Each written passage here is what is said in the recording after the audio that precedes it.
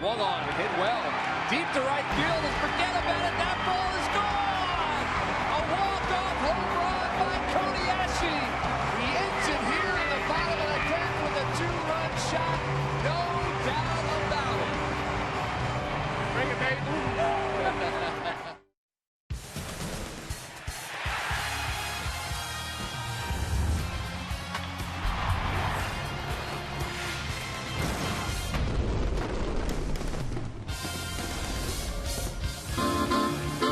The sounds of South Philadelphia inside Citizens Bank Park tonight, and the rain clouds have cleared, and we are set for baseball. It's game 2 between the Phillies and the Miami Marlins.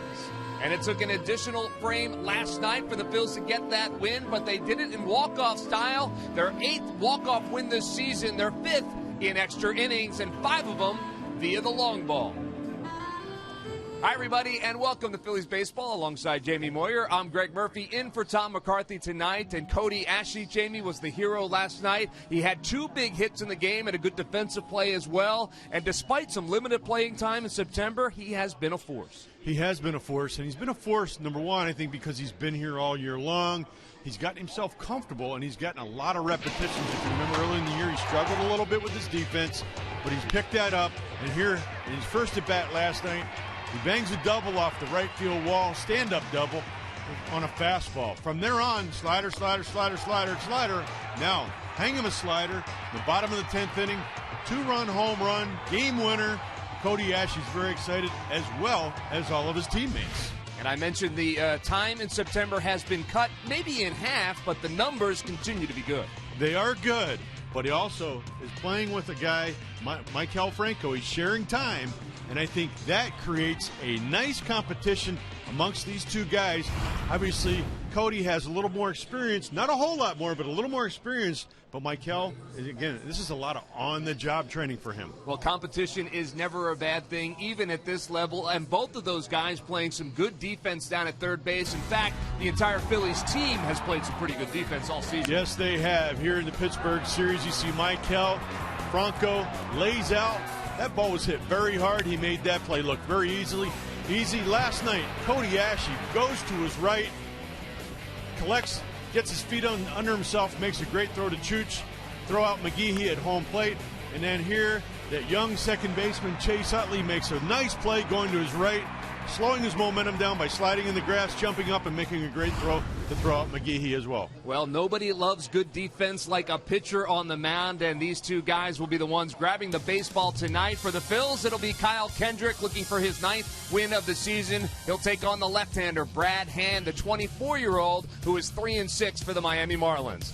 And when it's all said and done, maybe they can hand the ball to this guy, Ken Giles, in the middle of an amazing streak. He did it again last night. 1, 2, 3 starting lineups and first pitch are coming up.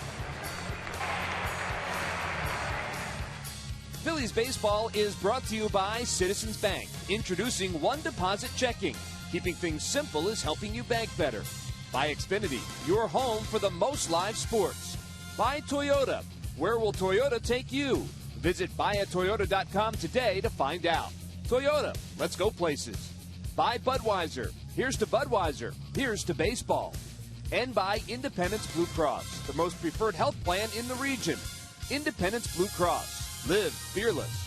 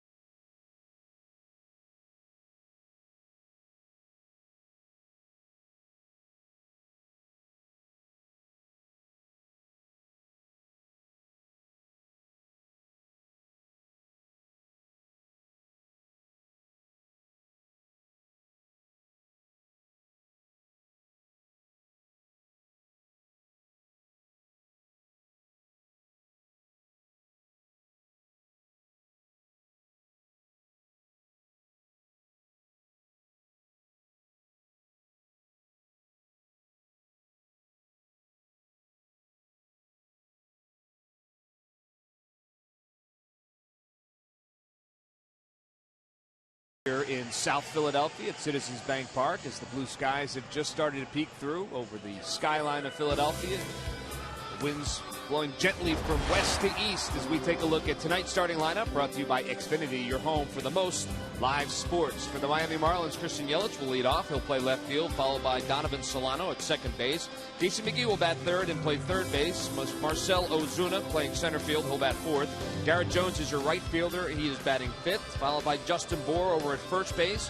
Denny Echeverria will play shortstop. He'll bat seventh. And batting eighth is Jeff Mathis. He is your catcher tonight.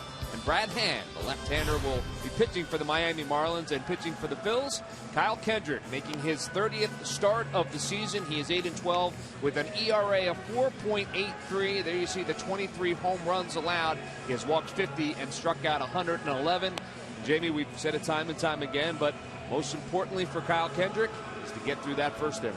Yeah, getting through that first inning. Last game he started the first inning off with a curveball, and that actually snowballed in a really good direction for him. And he actually pitched quite well early in the game in his previous outing. But he's actually 5-pitch pitcher. At times he'll throw a fastball or sinking fastball, a curveball, a cut fastball, a slider, and a changeup. As you said, Murph, he's 12-3 versus, he's 12-3 versus the Marlins. I got to believe that's the most wins he has against any individual team. He has always pitched well against these guys. An ERA of 3.69 lifetime against the Florida Marlins. 12-3, as you mentioned, in 19 starts. So, what are the Nissan keys to the game, Jay? Well, it's the Phillies are playing great defense. They need to continue to play that great defense behind Kyle Kendrick tonight. Hopefully he gets a lot of ground balls. And the second key is to find another hero today. Last night it was Cody Ashley. Who's it going to be tonight? Yep, take your pick. They'll take just about anybody as the Phils look for a second win in this series. And we are underway as Kyle Kendrick starts off Christian Yelich with a fastball. It's over for a called strike. It's 0-1. Yelich batting .292, 9 home runs, 51 RBIs on the season. Pitch is low and in the dirt. It's 1-1. Yelich has been kind of a hot hitter in the National League since August 11th, batting .375. But for the first time since that date, Jamie, back-to-back games where he has failed to get a hit. He was 0 for 4 in last night's contest. Well, you have those days. I mean, we've seen Ben Revere here struggle a little bit as a leadoff hitter as well. So you're getting into the dog days of the season. They had a little bit of a downer the other night with Giancarlo Stanton getting hit in the face, and then they got here really late at night and had to play last night. So, it's the trials and tribulations of the season. 2-1 pitch is ground ball to Franco, who goes hard to his right. Kyle Kendrick gets over, makes a nice play. So a nice athletic play by Franco to Kendrick for the first out of the inning. Talked about good defense being a key, and starts right off like that. During the 2014 season, Turkey Hill, the official ice cream of the Phillies, will contribute $100 for each Phillies victory and 5 cents for each carton of Phillies Grand Slam ice cream sold to support the Phillies youth baseball and softball programs. Saw some nice range there by Maikel Franco, ranging to his right. And making his first start as a major leaguer over there at first base. We've seen him play a little third base. He's played some first base, but he hasn't started over there yet. Ryan Howard getting the night off, so nice way to get into the action early for Maikel Franco. We saw him play some first base in spring training, and the play that I remember was he began a 3-6-3 double play, and he executed it perfectly. If I'm not mistaken, he's done that once already up here in the big leagues too. We know he has a good arm. We've seen that from third base. Well, you know what? He plays third base. He's got good instincts. He's got good feet, and as you said, Murphy's got a strong arm. Donovan Solano is in the box right now, the right-hander. Takes that pitch a little bit high for a ball. It's 1-1. Solano 248 on the year. 3 home runs, 25 RBIs. Top of the lineup between Yelich, Solano, and McGee last night was just 1 for 14. So Cole Hamels did a real nice job, as did the bullpen, keeping the top of the Miami Marlins order off the bases. This one is lofted foul. Franco's giving chase over by the fence. A nice play. He reaches out and makes the catch. He's 2 for 2 so far. That was not an easy play, as that fence was coming up quick. So take a look. kind of drifts. Oh, here we go. He takes that ball to his right, continues to move his feet, doesn't really stop to get his feet set, and here he continues to drift. Had a lot of room, knew where he was. Nice play. You know, we've heard a lot about his defense over at third base. Ryan Sandberg's talked about his soft hands and his ability to really kind of rise to the occasion. The tougher the play, the easier he makes it look. And, you know, you would think that would translate over to first base as well. As that pitch to Casey McGee is inside for a ball. It's 1-0. So 2 up and 2 down for Kyle Kendrick here in the first. Looks to get McGee. He's batting .293 on this season. It's been real good for the Miami Marlins since being signed this offseason. After playing last year in Japan. That ball's outside low for a ball. It's 2-0. You mentioned Giancarlo Stanton. He's back at home, recovering from being hit in the face with that pitched ball. And, you know, they're going to look to guys like McGee, to Ozuna, guys like Yelich to kind of step up and try to keep them in this wild card race. As McGee lofts that one to center field. It's not deep. Ben Revere says he has it, and he does.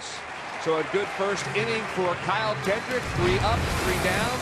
Thanks to his first baseman and a little good defense. Michael Franco making the play in foul territory. So we'll head to the bottom of the first.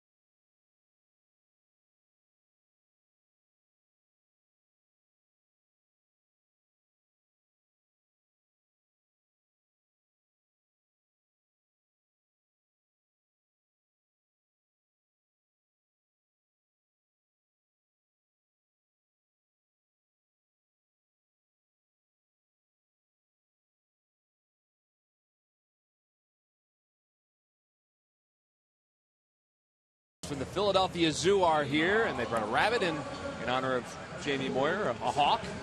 I don't know if that's a St. Joe hawk, but that's a hawk nonetheless. How cool is that? It is pretty cool animal. All right, it's time now for your Phillies starting lineup, brought to you by Xfinity, your home for the most live sports. Ben Revere will lead off, play center field. Michael Franco will bat second. He'll play first base tonight. Chase Utley over at second base is batting third. Marlon Byrd in the cleanoff spot tonight. He'll bat fourth and play right field. Darren Ruff playing left field and batting fifth. Last night's hero, Cody Ashley, over there at third base. He'll bat sixth. Wilnie Evans will do the catching tonight and bat seventh. Freddie Galvis is at shortstop batting eighth. And batting ninth and pitching, Kyle Kendrick. And they will face this guy, Brad Hand, the left-hander. 3-6 with a 4.45 ERA. He's walked 36 and struck out 57 on the year. A kind of an up and down year, both as a starter and out of the bullpen for Brad Hand. First to baseman Ben Revere. First pitch is over for a called strike. Yeah, this is his 14th start, and as you said, you know, he's 3-6. He's a 3-pitch pitcher: fastball, curveball, and a changeup. 92, 79, and 86 as a changeup. He actually had a pretty good game against the Phillies earlier in the year down in Miami. He's ahead of Ben Revere over 2, and then Revere's able to turn on that one. Send that one as a base hit into center field. So Ben Revere with a leadoff single on an 0-2 count gets the Phillies started off in the right direction. It's nice to see Ben on base early in the game. Put a little pressure on the defense. Put a couple runs up early. I was reading different stuff about Brad Hand today, and one of the things that the scouts have said about him, he's not very good at holding on runners. So you can be sure that Juan Samuel and Ben Revere and Ryan Sandberg and the gang down there know that as well. So maybe we'll see Ben Revere trying to run.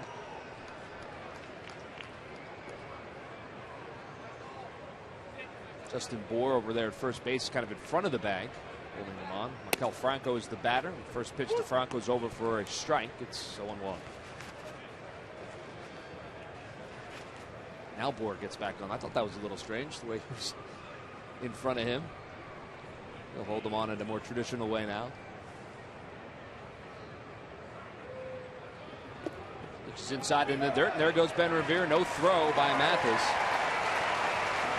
He had no chance. Ben read that perfectly, and he was gone. Well, that's where that good secondary lead comes in. You take your lead as that ball's being thrown. You get off, you get your secondary lead. Keep your feet moving. You see the ball, get by him, and off you go. So Ben Revere now down at second base. The count is 1-1 to Maikel Franco. Franco 174 so far this season. His hand steps off. It's a wild pitch charge to hand. There's no stolen base for Ben Revere. His hand's fourth wild pitch of the season.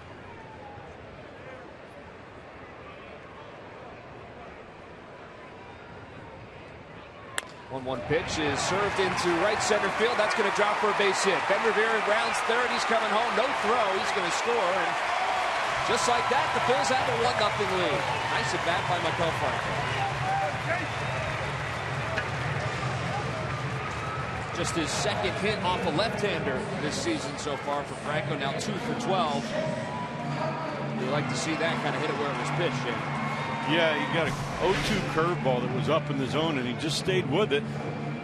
Just pushed it out into right field and far enough out for Ben Revere. He had to hold up to make sure that ball was going to drop, and Ben scores easily.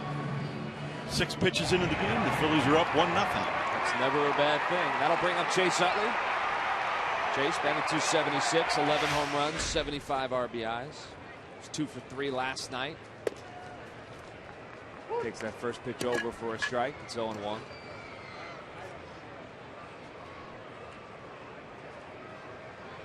Chase playing in his 141st game of the season.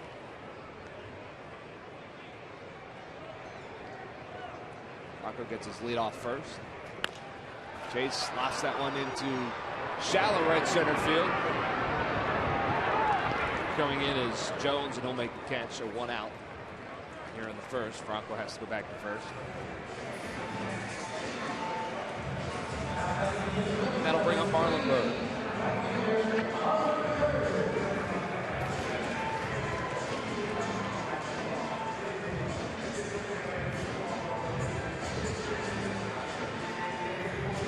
Byrd betting .264 on the season, 25 home runs. 78 RBIs. You look at his numbers versus right-handers and left-handers, really almost no difference in terms of batting average. It's about 2 points different.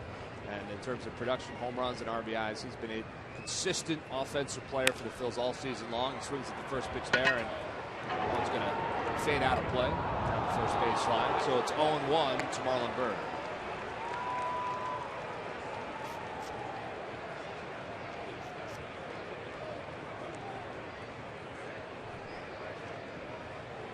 Youngster will take that one home.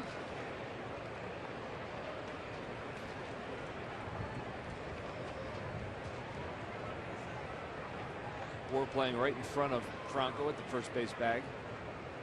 Not much of a lead for Maikel. Byrd sends that one into right field, and that's well hit. Going back on it is Jones, and up and off the wall. It's going to be in play. Franco rounding third, and he is going to try and score. Here comes the throw to the plate. And he is safe at home plate. Great base running by Franco as that one hit on top of the wall. He never stopped, and he scores all the way from first. Marlon Byrd put a charge in that one. Jones got a little turned around in right field and hit off the top of the wall, and Franco read that perfectly. Yeah, Marlon puts a charge into this ball. It's a fastball down and away. He likes that ball down and away. Got it up over Jones's head, and here's where they missed Giancarlo Stanton with that big arm in right field. And you see Franco had to slow down a little bit right before the bag just to make sure that Jones didn't catch that ball, but it wasn't necessarily a close play at the plate, but no. They made a throw. Solano picked that one up as Franco was crossing over the third base bag, and it still wasn't a close play. So you're right about missing Stanton's arm out there. Phil's take a 2-0 lead here in the bottom of the first inning. Darren Ruff is your batter. He takes that first pitch over for a strike. Marlon Byrd now standing on second with 1 out. Ruff 236 on the season. 3 home runs, 7 RBIs. Ties Mathis up a bit. It's inside for a ball. It's 1-1.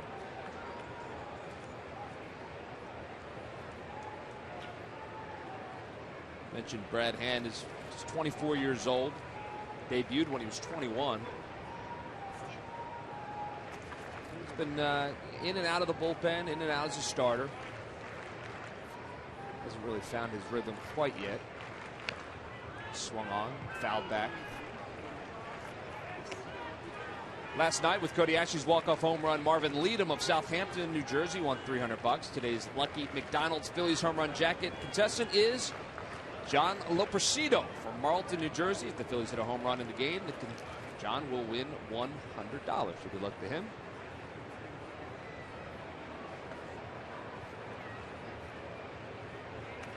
Count is 1-2 to Darren Ruff. And he hits that one right at Echeverria. He's up with it. Throws across the diamond. Bird had to stay put, so that's the second out of the inning. He hit it hard, but he hit it right to shortstop. Yes, he did hit that ball hard. Right at Echeverria, who's this series so far has been like a vacuum cleaner. Yeah. He is a special kind of player out there at shortstop.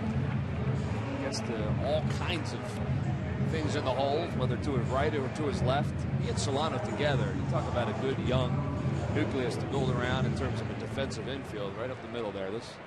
Those two are going to be pretty good for a long time. So Cody Ashley will step in, batting 6th tonight. The hero of last night's game. He was in the 2-hole last night for the first time in his career. Ryan Sandberg trying to jumpstart him, give him a chance to see some fastballs. He takes that one over for a called strike. And that brings us to our Geico quote of the day. His walk-off home run last night. He said, "I enjoyed every minute of it. I've been waiting my whole life to do something like that.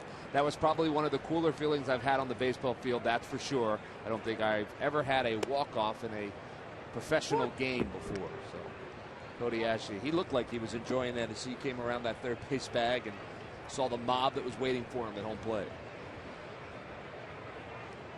Well, he's behind 0-2 here to Brad Hand. Marlon Byrd on second. Here's the 0-2 pitch. Outside for a ball. No swing, says Joe West.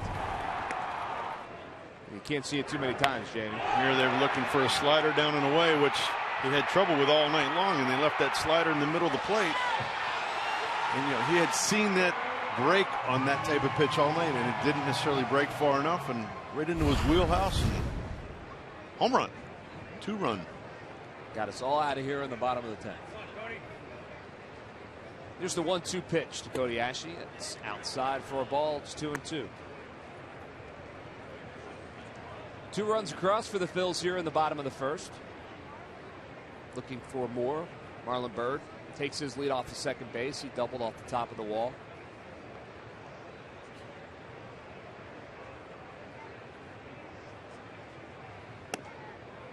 Inside for a ball. It's 3-2.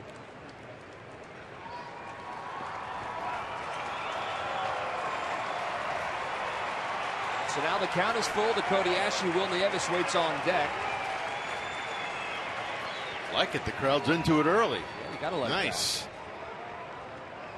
Turned into a pretty nice night here. Wasn't so sure there for a while this afternoon. Here's the 3-2 pitch. Swung on and popped up. Over down first base. Bohr is in foul territory, and he makes the catch as he calls off Solano.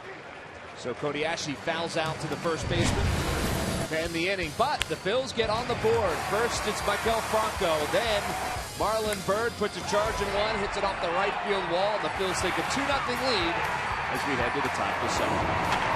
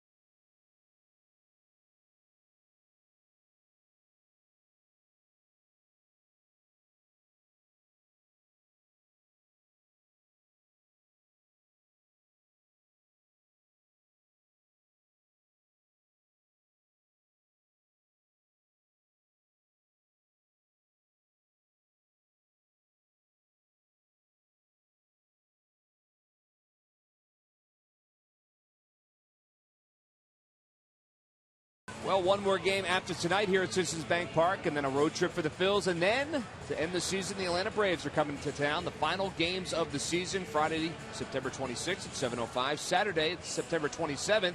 It's Goya Latino Family Celebration Night. That game's at 7:05. And then on Sunday, September 28th, Fan Appreciation Day. That game starts at 1:35. To order your tickets, you can go to Phillies.com. Kyle Kendrick set to start the top of the second. Marcell Ozuna, the first to face him, takes that pitch over for a strike. It's 0-1.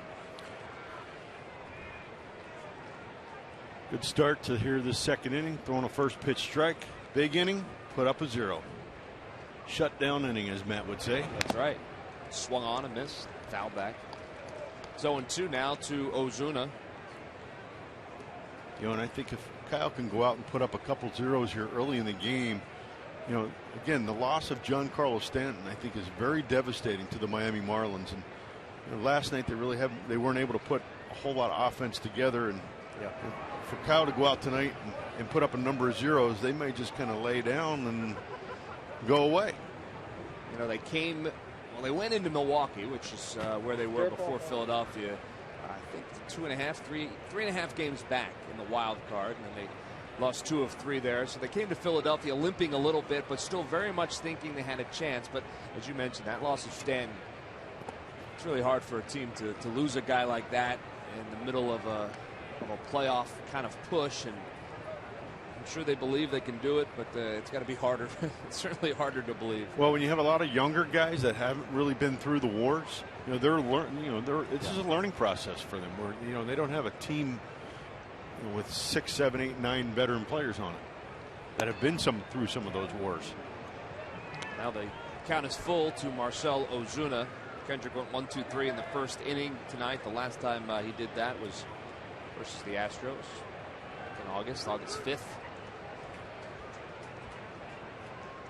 He was ahead 0-2, and now he's got the count full at 3-2. Here's the 3-2 pitch. Swing on a miss. He got him. So he gets Ozuna swinging over that pitch, and good pitching is always a good thing early in a game, and certainly good pitching is what the Phillies got last night. Leslie Goodell from Cole Hamels, and you know, he's a guy, Leslie, that despite the personal record and the team record, he really hasn't taken his foot off the gas pedal. Not at all. In fact, what he did last night was right in line with what we've always seen from Cole Hamels. And I talked to him earlier about his motivation to keep going out there and giving 100%. And part of it's personal. He said he never wanted to be perceived as a guy who didn't care. He feels he has a contract to live up to. And when talking about it, he said it would be embarrassing if he even thought about going out there and not giving it 100%. In addition to it, he set some goals at the beginning of the year. He says he sets team goals and individual goals. And while the team goals are not going to play out this year, the individual goals have a chance. He'd like to get 200 innings in. He said that knowing he was going to miss the first month of the season, this was going to be an aggressive goal, but it's attainable. He has 182 2/3 innings in the books at this point with 3 starts remaining. So, Murph, he can make it if he puts together another 3 really solid starts. And, Leslie, there's no reason to believe, and Jamie, there's no reason to believe he won't do that. I mean, it just seems to be 7 quality innings plus every time he steps on the mound nowadays. So he's 3 starts left, you would think, in this season. So, yeah, he could get to 200 innings. Most definitely could go out there and throw back-to-back complete games and get it in 2. Why not? Do it that way. There you go. Yeah, he, you know, you look at the win-loss record. We talked a little bit about it last night. You really can't put a whole lot of stock in that. He has been as good as anybody in the National League. And that one is swung on and hit deep by Garrett Jones, and that one is gone. So just like that, Kyle Kendrick allows a home run to Garrett Jones, and there goes the shutdown inning as they cut the lead in half to the Marlins.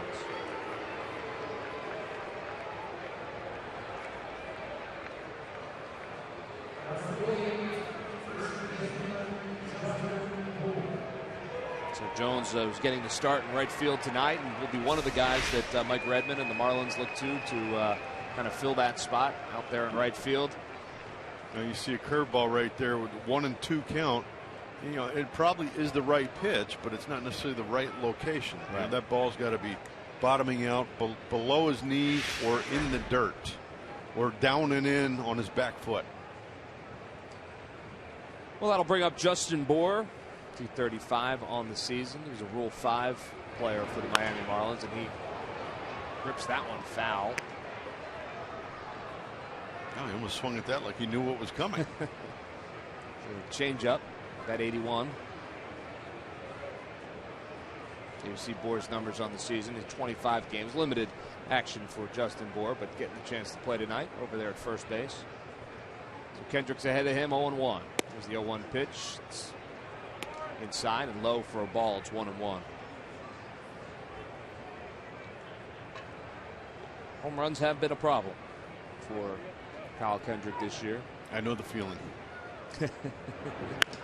That one swung on and hit well. Ben Revere going back on it, and he's got a beat at the warning track and makes the catch as he slams up against the fence. It was hit hard, but Ben Revere to the deepest part of the ballpark, able to pull that one in. That's the second out of the inning.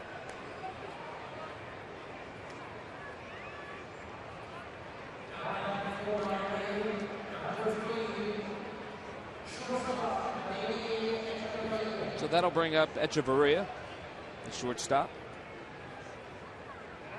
2 for 4 last night with an RBI. Here you see his season numbers. Just the 1 home run, 30 RBIs.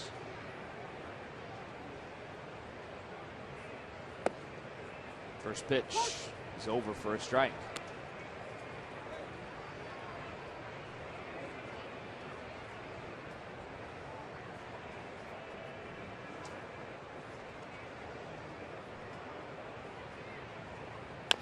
That one swung on, hit to Freddie Galvis, who charges it. Makes a strong throw to Franco for the third out of the inning. So Kyle Kendrick allows 1 home run in. That was a deep one to Garrett Jones. Just his 2nd home run in his last 19 games. And we're Phillies up 2-1.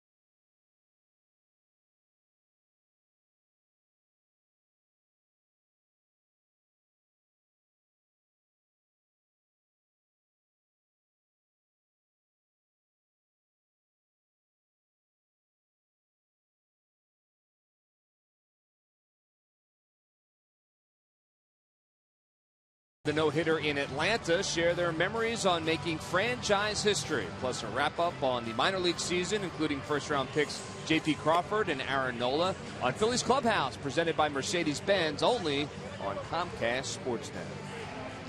We head to the bottom of the second. Phils with a 2-1 lead. Brad Hand back out on the hill for the Phils.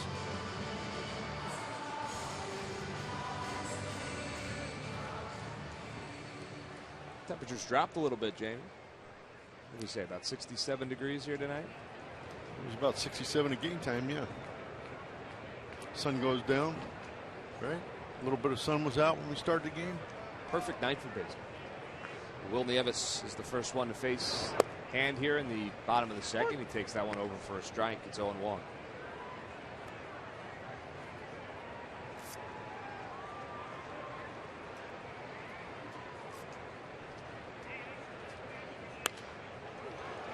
Fouls that one back. Hand ahead of Nieves, 0-2. Will's done a nice job filling in for Carlos Ruiz this season. He's the backup catcher for the Phils. Carlos just getting a night off. He swings and misses. So the first strikeout for Hand. Will Nieves is the victim. That'll bring up Freddie Galvis.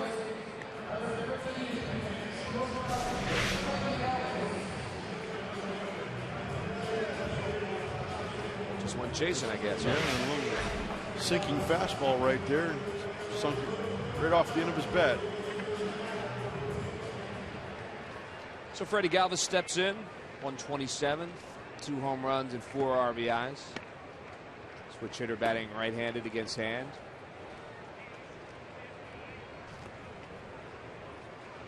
First pitch is a ball.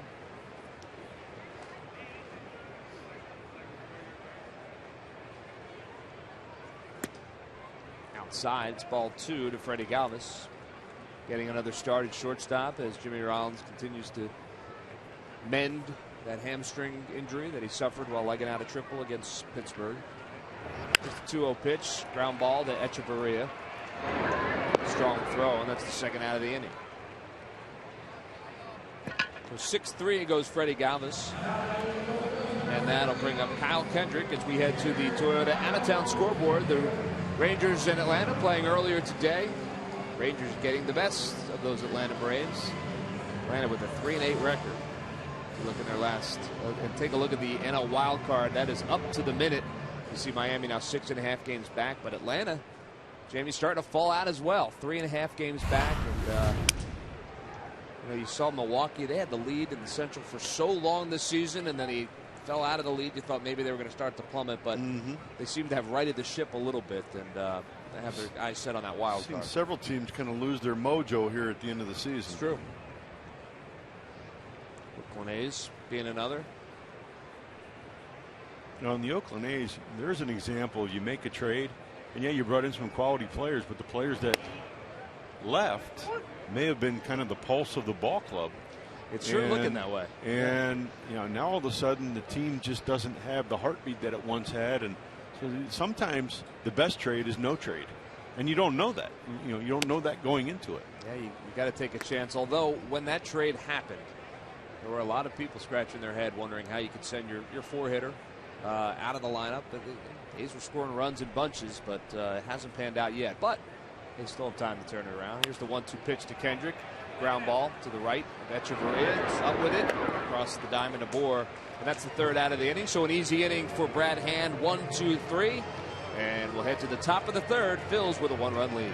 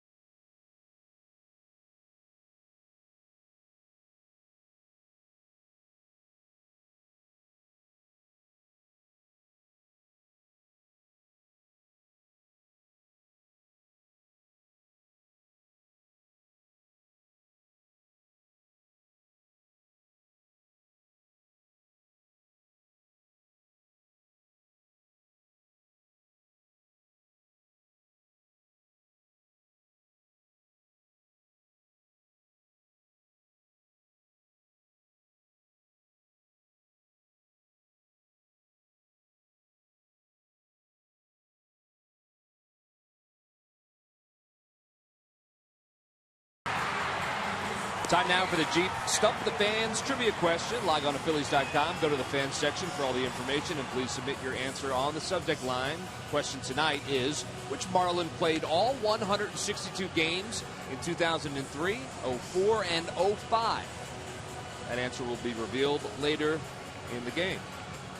Cool. Yeah, we're going to get you thinking tonight? Yeah. All right. I think you'll get this one. I would have gotten this one.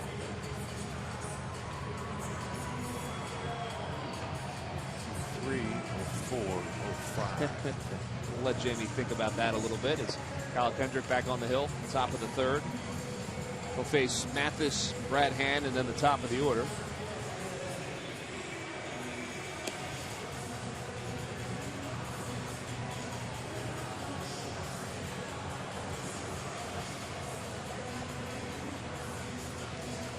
So Kyle Kendrick, now as he enters the top of the third inning, Jamie, has now surpassed the career high in innings for him. His previous career high was 182 point and 2/3, and now he is now beyond that this season. One thing you could say about Kyle Kendrick in his career, he has been durable. He has been durable.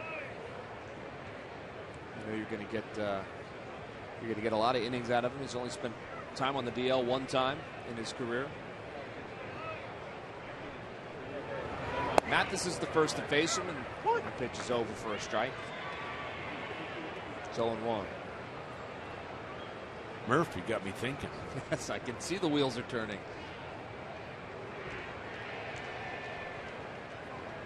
Here's the 0-1 pitch to Mathis. Swung on, ground ball to third. Ashe's got it. Strong throw. That's the first out. 5-3 goes Mathis. Another ground ball for Kyle Kendrick. It's a good sign, and that'll bring up the pitcher, Brad Hand.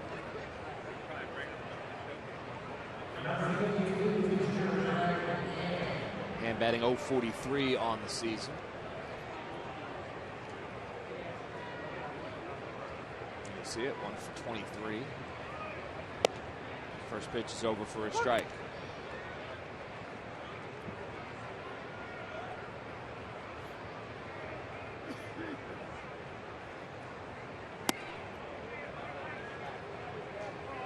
Pitch was over, it looked like, but Alan Porter says no, so it's ball. It's 1-1. Kendrick's got a pretty good tempo working right now. He does. 1-1 pitch, swung on right at Freddie Galvis. One hopper. And 2 outs. Pitch counts in check as well. That was the 30th pitch from Kyle Kendrick tonight. As we head back to the top of the order, and Christian Yelich will be the batter. Yelich grounded out to Franco in his first at bat. Nice backhanded play by Franco. You see the difference, Sean. I know things are going well for Kyle right now, but of the 9 first hitters he's faced, 8 out of 9 first pitch strikes. Yeah. It's a big difference for Kyle when he's ahead in the count early in the count versus behind in the count. The 2 outs. Yelich steps in and takes that first pitch over for a strike. It's 0-1. Another first pitch strike for Kyle Kendrick.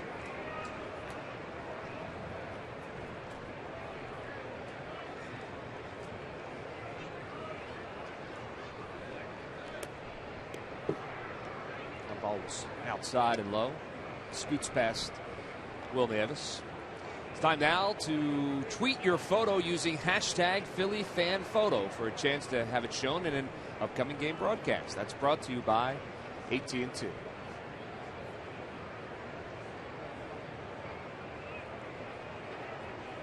Here's the 1-1 pitch. Yelich, ground ball. That one's going to scoot into center field for a base hit, just out of the reach of Freddie Galvis. So Yelich is aboard with a base hit. It's the second hit of the night for the Marlins, and that'll bring up Donovan Solano.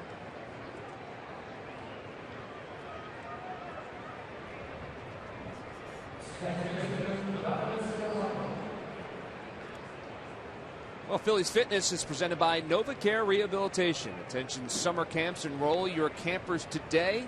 Receive fitness tip booklets, posters, and the chance for a fitness visit. It's the school version of the program, and it begins beginning in late August. You can learn more about the program at Phillies.com/PHITNESS fitness. Donovan Solano's your batter. 1-0 to him. 2 outs, top of the third, excuse me. 1 on, runner on first. Swing and a miss. You know, right there, that was a cutter, and he swung at it like it was a fastball. I've seen that happen when Kyle struck out Ozuna for the first out of the second inning. Same type of reaction. So to me, it tells you he's got pretty good stuff tonight. Now it's a matter of how he uses it. Chases Yelich back with a throw over.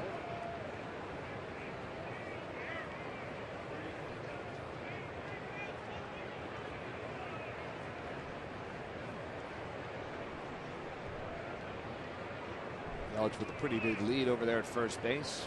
Kendrick has his sign from Nieves. There he goes.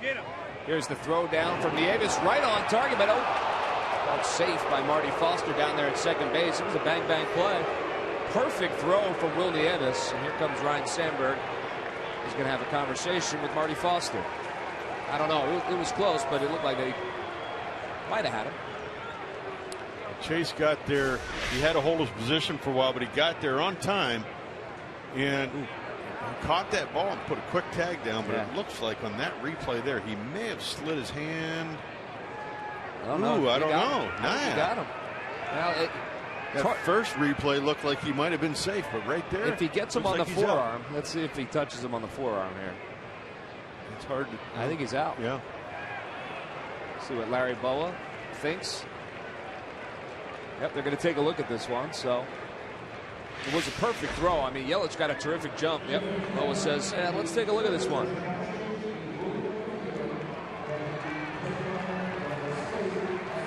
So Joe West and Marty Foster will come on over and put on the headsets and chat with New York. The players are looking now and with the big board. So Chase just said he's out.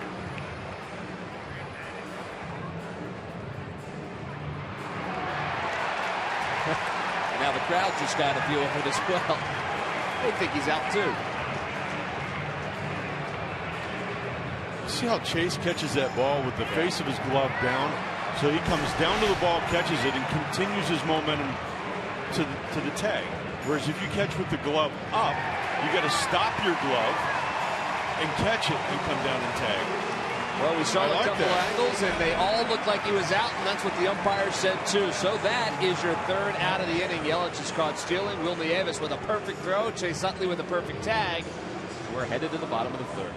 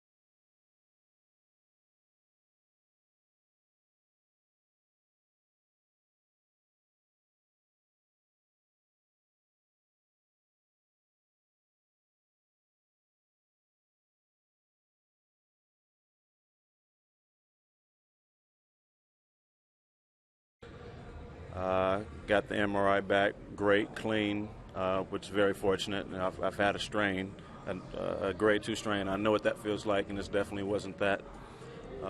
Went aggressive on it for the first 3 days. Yesterday took a day off because I was just bruised and beat up. And now we're getting back in it today, and it's really a day-to-day thing. Nothing serious, but hamstrings, you just never know when you can do something, crazy. So until I'm 100% ready, get on the field, take some ground balls and things, I'll be watching. That was Jimmy Rollins earlier today, and he said he's targeting the Oakland series next Friday, Saturday, and Sunday, or the Miami series after that, which starts a week from Tuesday for his return.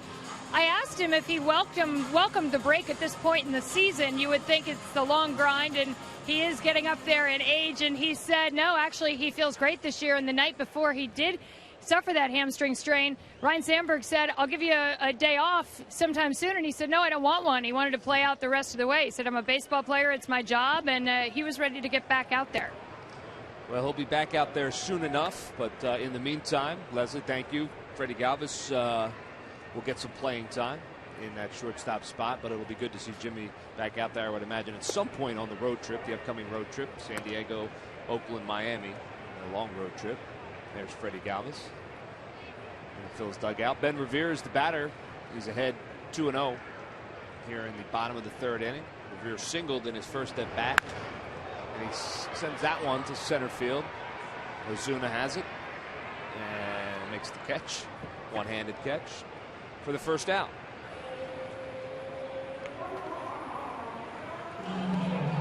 So one down, and that'll bring up Maikel Franco.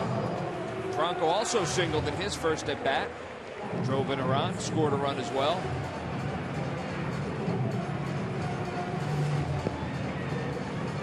I mentioned that he got just his second hit off of a left-hander this year. He's now 2 for 12 against lefties this year.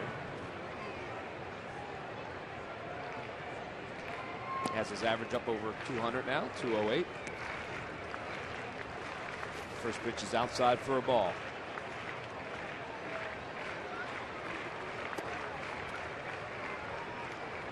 What have your impressions been of Maikel Franco so far? As he's been up here now for about a week and a half. He's got some games under his belt, Jamie. Yeah, defensively, I think he can play. He's shown he can play third. He's got some range. Obviously he has the arm for third base. He has the foot quickness for third base. Showing tonight a little bit of agility here at first base. I know he can hit the fastball. He's got to prove that he's going to be able to hit the off-speed pitch, the breaking pitch, or be able to lay off of them. Yeah, when he was first getting into games, Ryan Sandberg mentioned that he appeared anxious. He gets a 3-0 green light, lofts that one to right field. Jones is underneath it and makes the catch. Phillies baseball is brought to you by McDonald's. Any size hot or iced coffee is just $1. McDonald's, I'm loving it. By the Pennsylvania Lottery, benefits older Pennsylvanians every day. And by Dodge. Visit Dodge.com or your local dealer today. Just to finish that thought, he's been a little over-aggressive, but I guess that's a normal thing for anxious. A young guy. Yeah, anxious. Let's call it anxious. And rightly so, he should be. But it's now learning how to corral that, or keep it under wraps and figure out when to be anxious. Like right there. 3-1 count, or 3-0 count, let it rip. So Chase Utley steps in. Chase flew out in his first at bat. Swings and hits that one on the ground to Solano, who backhands it. He's up with it. Fires across to get Utley to end the inning. A 1-2-3 inning for Brad Hand, who has seemed to have found his stuff. You head to the top of the fourth. The Phillies still with a 2-1 lead.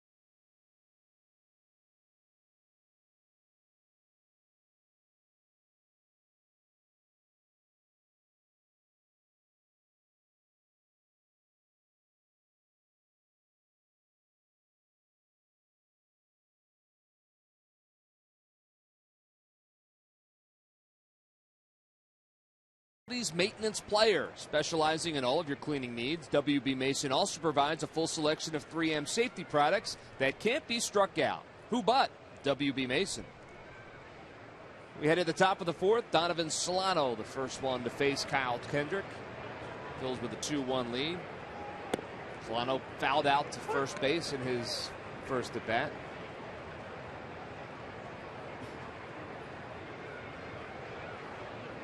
.247 on the season for Solano. Here's the 0-1 pitch. Inside. Looks like Will Nieves maybe, I thought maybe he got something in his eye there. He's looking for the baseball.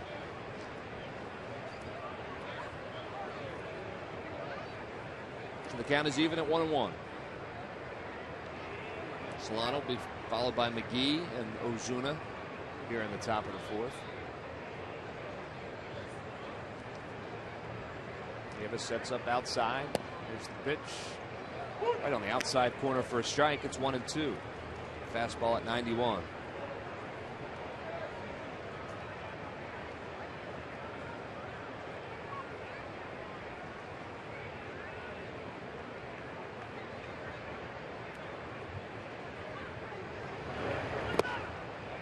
Low for a ball. It's 2-2.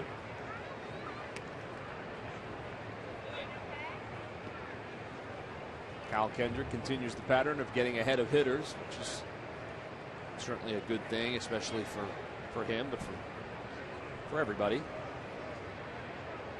Now the count's even 2-2. Swung on and lofted foul, and that one's going to hit the warning track over there by the right field side.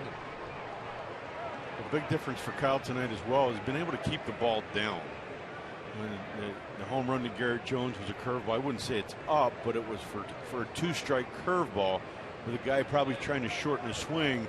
He had a little too much of the zone, but other than that, I think he's pretty much been mistake-free, especially mistake-free in the zone.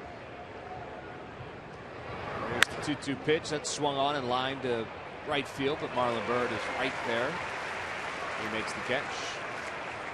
Tomorrow, Marlins one more game here, 1:35 Sunday afternoon, and it is the Fanatic Oyo mini figurine and buildable dugout set, free to fans 14 and under. Compliments of New Jersey Education Association, plus the Baseball Tomorrow Fund, and the Phillies will be collecting new and used baseball and softball equipment at the gates to benefit Pitch In for Baseball, spreading the game of baseball to needy children both in Philadelphia and throughout the world. So you can help out if you're coming down to the game tomorrow, and if you're not yet, you can order your tickets at Phillies.com. That one swung on and line drive. It's going to fall in for a base hit.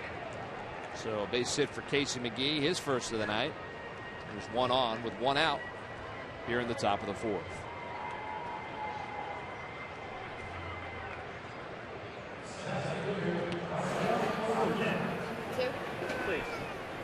That'll bring up Marcell Ozuna, who struck out his first at bat. Ozuna has extended his hitting streak last night. Now he's hit safely in 8 games. Coming into last night's game, he had homered in 4 straight games, but he didn't homer in last night's game, so that streak is over, but still one of the hotter hitters in the National League. So you want to be careful with Marcell Ozuna. 23 home runs this year, 85 RBIs. I mean, everyone talks about Giancarlo Stanton, Jamie, but this guy has been an offensive force for Miami this year. Well, and to drive in those runs, you got to have guys on base ahead of you, and they've been able to do that for Giancarlo and Marcell.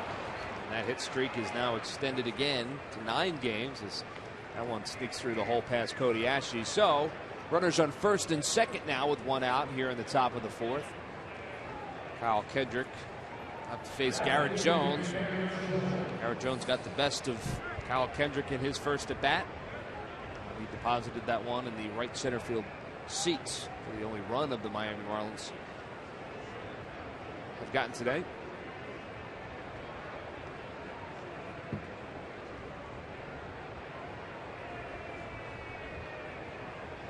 Jones batting .243. That was his 15th home run of the season. Ground ball right here from Kyle Kendrick sure would be nice. First pitch to Jones. Over for a strike.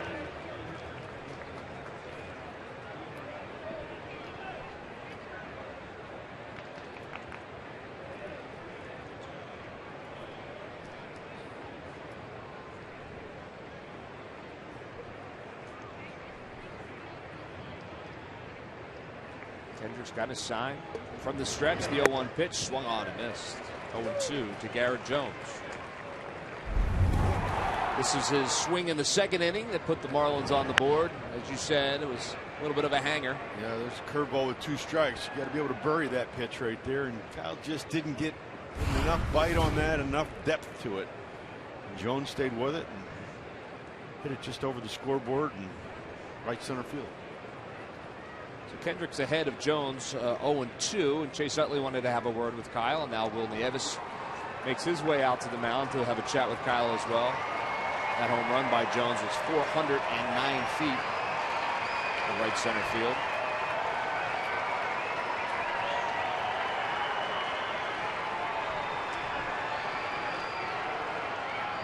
What do you think that was about? This pitch right here. Location.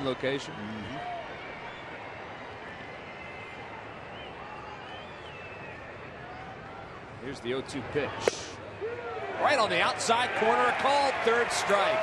Will Nieves didn't even have to move the glove. Kyle Kendrick hit his spot, and Garrett Jones is a strikeout victim for the second out of the inning. I like that. It's a big out right there. Yeah. They get a bear down here on Justin Bauer and get that third out.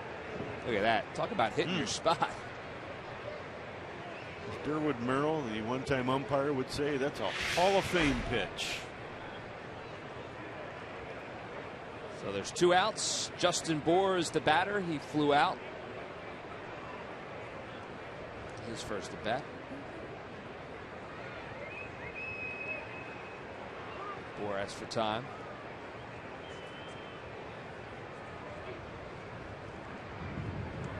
Just .229 on the season for Bohr, and very limited action for the Marlins.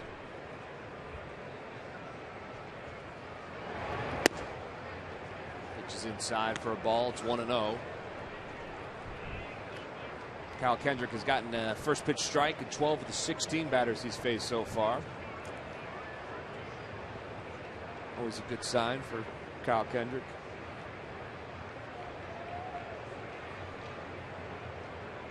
Two outs, 2 on. Pitch to Bohr, swung on and locked it into center field. Ben Revere breaks in on it, breaking in some more, and makes the catch. So Kyle Kendrick is able to wiggle out of a small jam here in the top of the 4th. They're going to leave 2 men on after 2 hits, and we head to the bottom of the 4th. The Phils still have a 2-1 lead.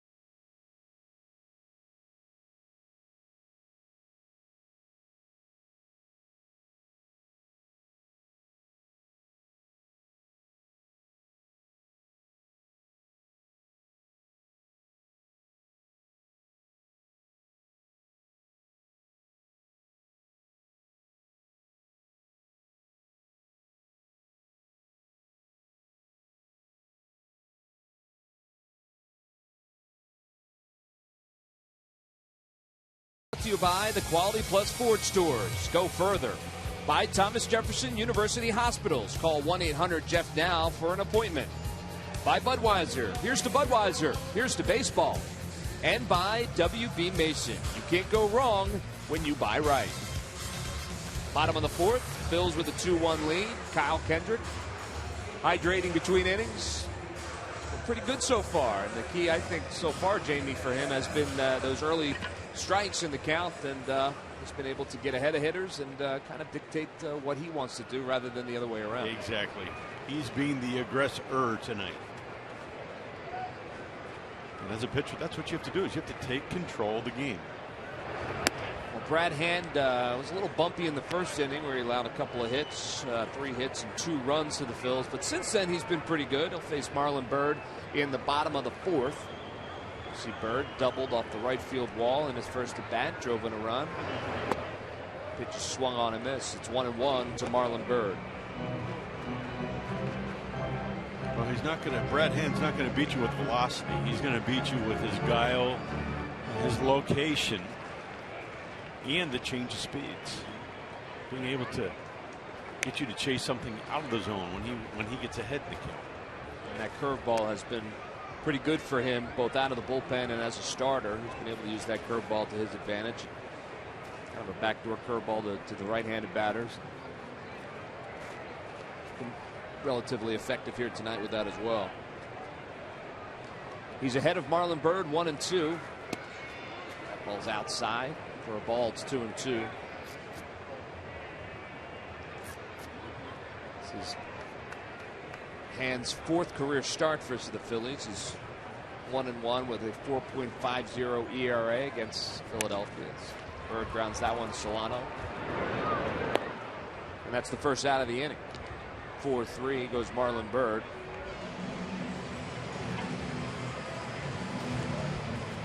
And that'll bring up Darren Ruff.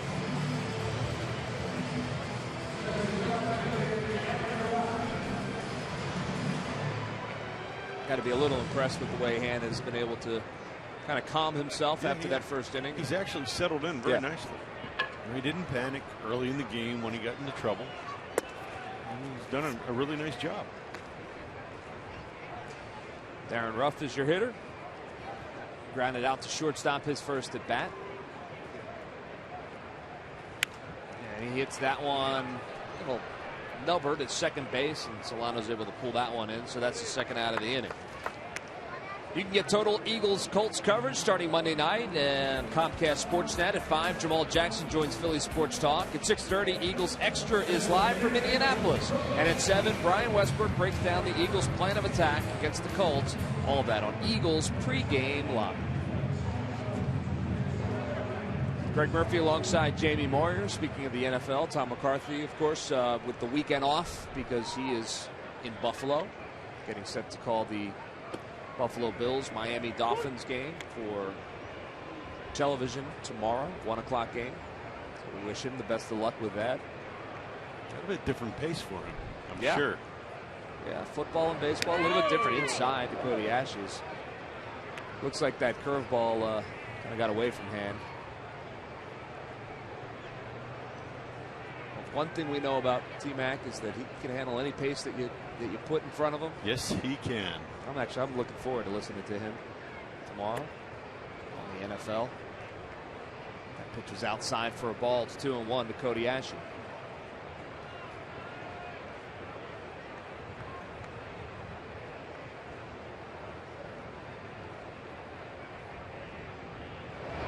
Two-one pitch is swung on and pops foul. That one's fading. They'll take a look at it, but that's going to be back into the seats about 5 rows deep. So Ashley will get another chance.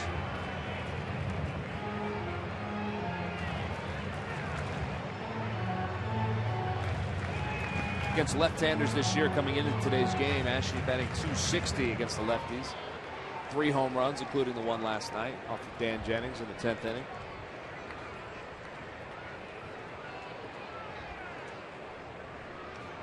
Here's the 2-2 pitch. Over for a called third strike. Breaking ball, the curveball at 79 miles per hour does the job for Brad Hand, and Cody Ashley is a strikeout victim. So we're going to head to the top of the 5th. Phil's holding on to that 1-run lead.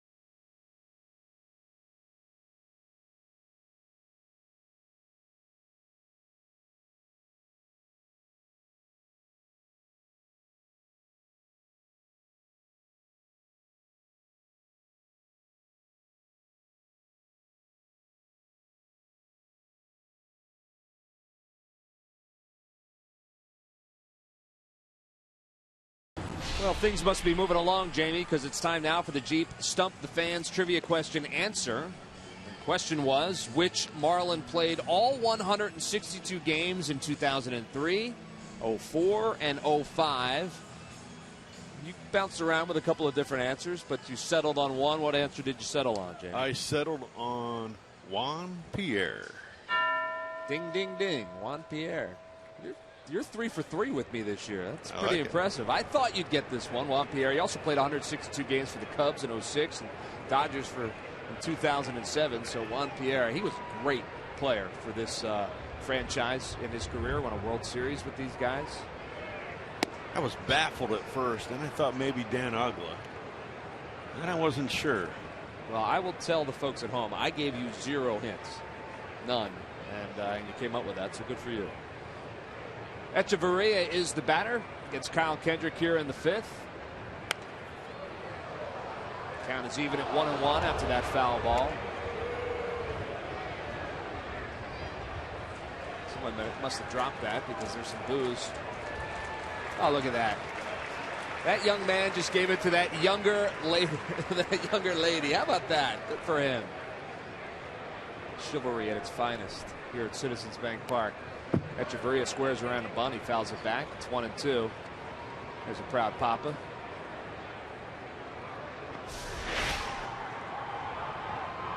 Look at that catch early on. Whoa.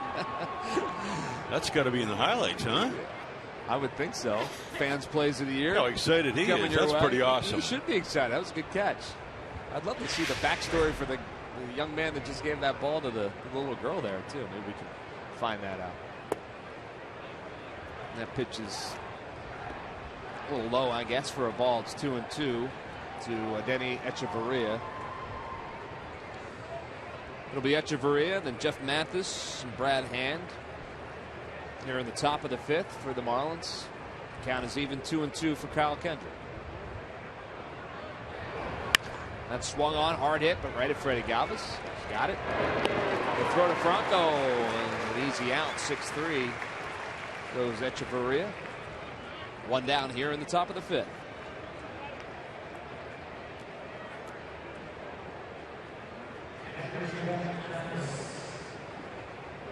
He's played by Freddie Galvis. He's had plenty of opportunities since he's come on to fill in for Jimmy Rollins. He's done a nice job as well. Soft hands, quick feet, strong arm. All the credentials to be a shortstop. He is fun to watch out there defensively. That is for sure. That one is lined in the center field for a base hit for Mathis. So that's just the 5th hit for the Marlins on the night.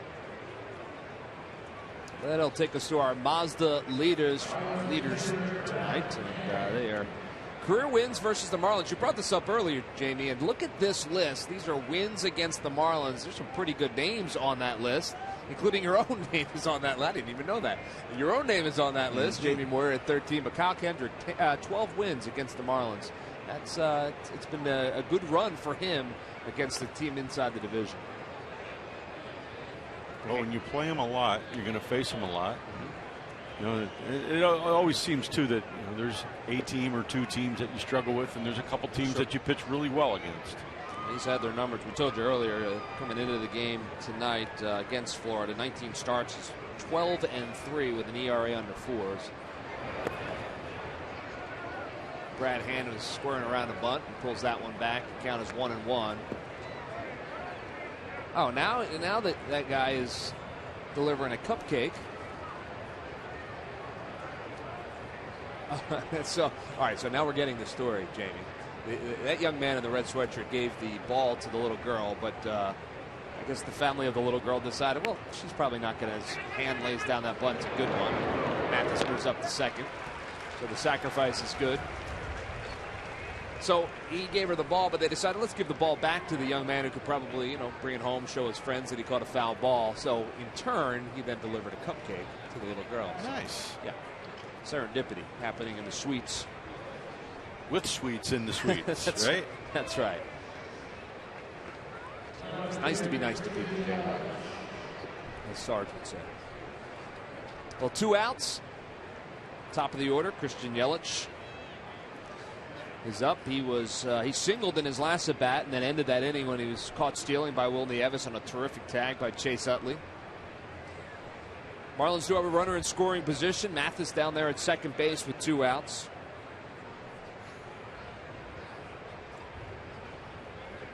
First pitch to Yelich is swung on and fouled back.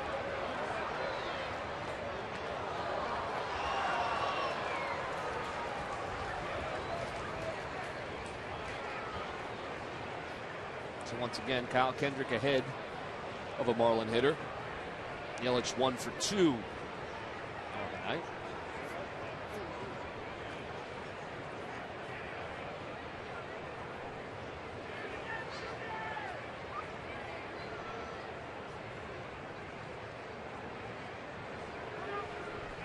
Yelich asks for time. Nieves and Kendrick probably changing up the signs a little bit with Mathis down there at second base. You usually have a little more difficult set of signs with a guy on second base. Kendrick has his sign now. Here's the 0-1 pitch. Outside for a ball. It's 1-1.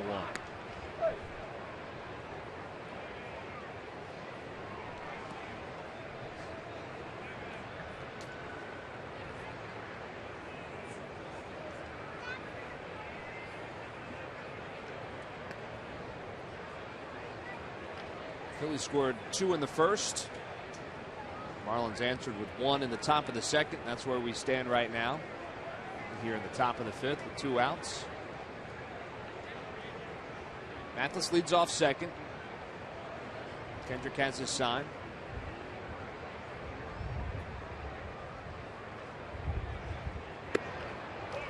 Outside for a ball. It's 2-1, and Nieves wants a word. Well, my theory holds true. Change balls, like they just did there. It happened the other night. Tom and I have talked about this a couple times this year. He's probably heard us. Change balls, throw a breaking ball. That was a cutter, but a curveball, breaking ball. And that has everything to do with the laces. Correct. Yeah. Makes sense.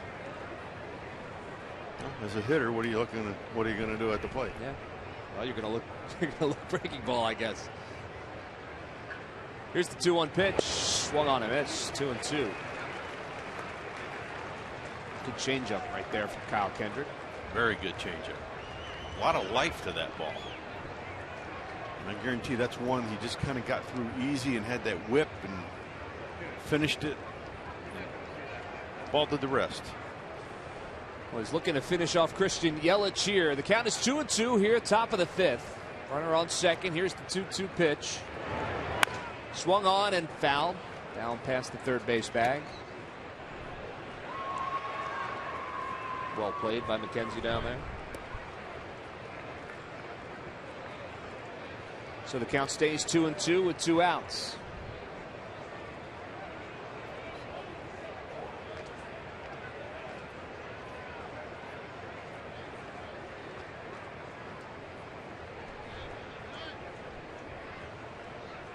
From the stretch.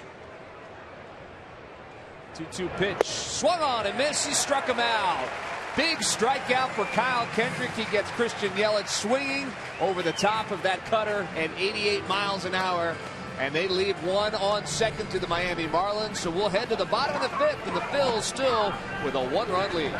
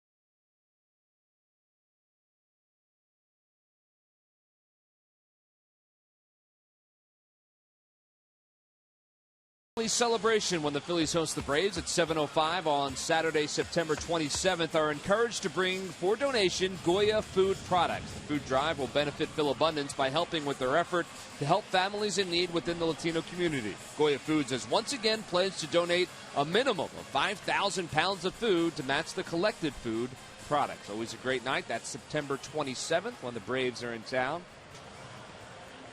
Right now, the Marlins are in town. Phils took game one of this series. They lead in this one in the bottom of the fifth, 2-1.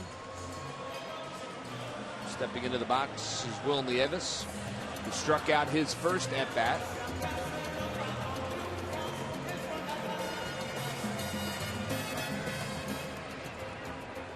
Freddie Galvis waits on deck, fouled by Kyle Kendrick. First pitch from hand is fouled off the plate. It's 0-1.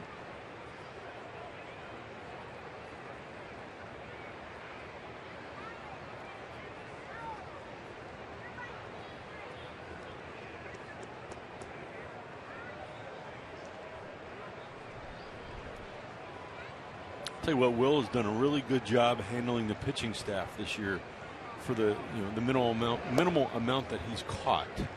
But that is the role of a backup catcher.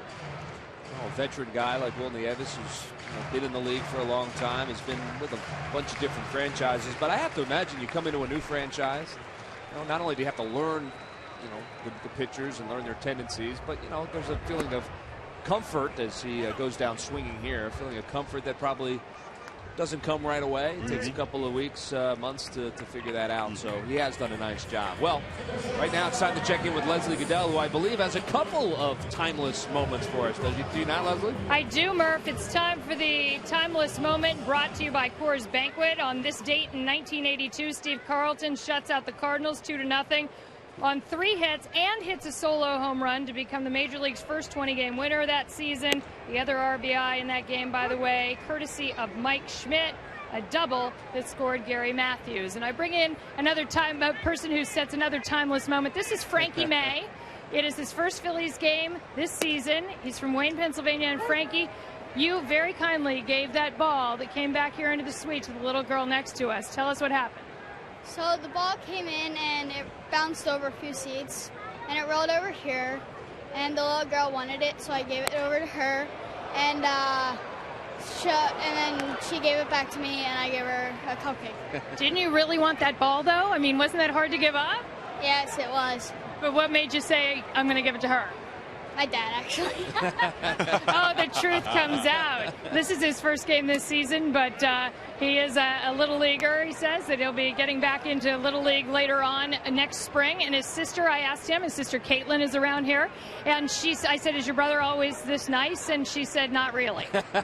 Yeah, you figure Caitlin would probably say that about, well, Frankie, you did the right thing tonight. And turns out, a nice play right there by Bohr down there at first base, tagging Freddie Galvis. Turns out he not only got his 15 minutes and a pat on the back, but he also got the baseball out of it, and everybody walks away happy. But Leslie chasing down that story. Field reporter after my own heart right there. Nice job by Leslie Goodell. By the way, the little girl was 2 years old that ended up with the cupcake. She won't remember any of this, but perhaps a couple of years down the road, someone could show her the tape, Jamie. She can barely see over the little wall. She can barely see over the cupcake. Let's be honest. There we are. She's a cutie, though. 2 outs here, and Kyle Kendrick will step in. He's first pitch swinging. Fouls that one off. So it's 0-1 to Kyle Kendrick.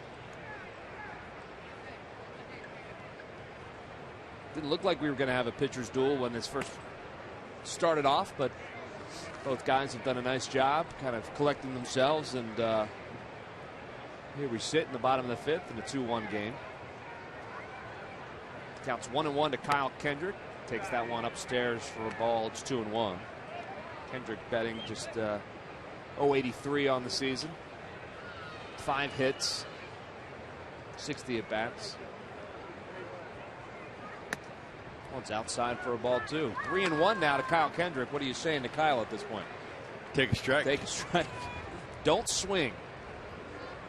Then Revere waits on deck. Working on getting that pitch count up. If he walks you, he puts a guy on. Turns the lineup over. He takes that one for a strike. So now 3-2. Now you're saying be selective. Let her rip. About foul 5 or 6 off now. That'd be okay. Here's the 3-2 pitch. Swing and a miss, and he got it. So Kendrick goes down swinging, and Hand is through 5 right now, allowing just the 2 runs in the first inning. The Phils clinging to a 2-1 lead as we head to the bottom of the 5th. Celebration.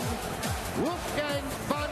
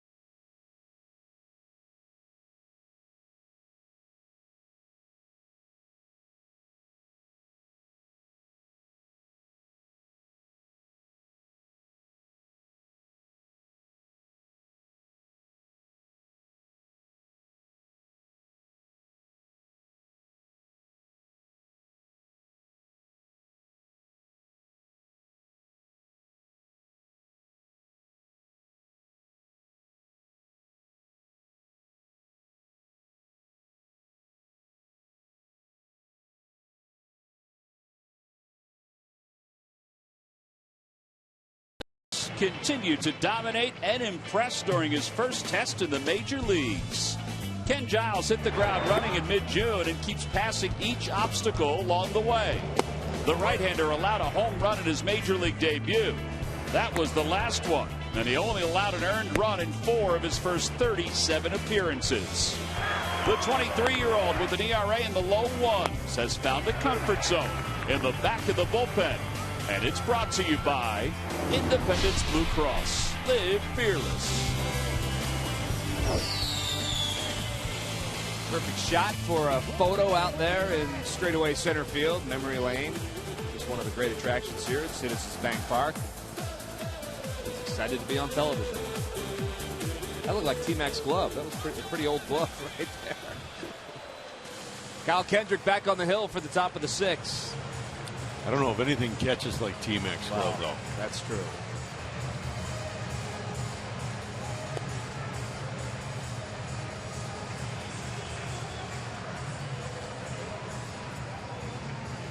So first to face Kendrick here in the top of the 6th will be Donovan Solano. Solano 0 for 2 on the day.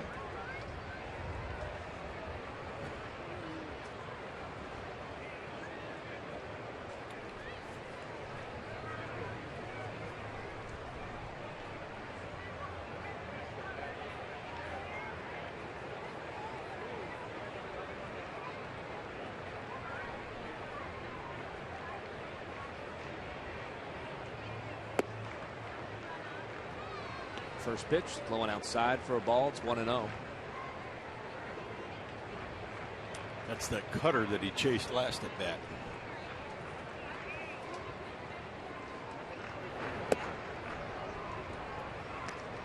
Ball's low as well. It's 2-0 to Solano. There he tried to run that, almost make it look like a cutter, but it sank back. So it's like making that X across the outside corner of the plate.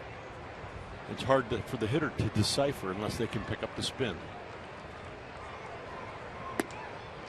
That pitch is outside for a ball, so it's 3-0 now to Donovan Solano. One thing that Kyle has not done today is walked anybody. He's fallen behind Solano 3-0. Let's see if he can battle back.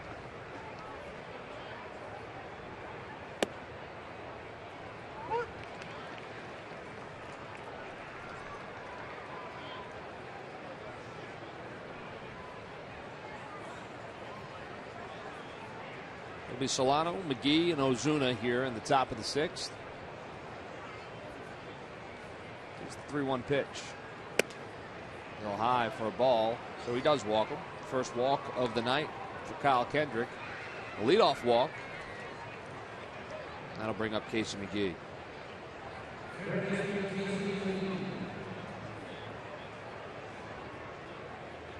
McGee is 1 for 2. He singled back in the 4th inning.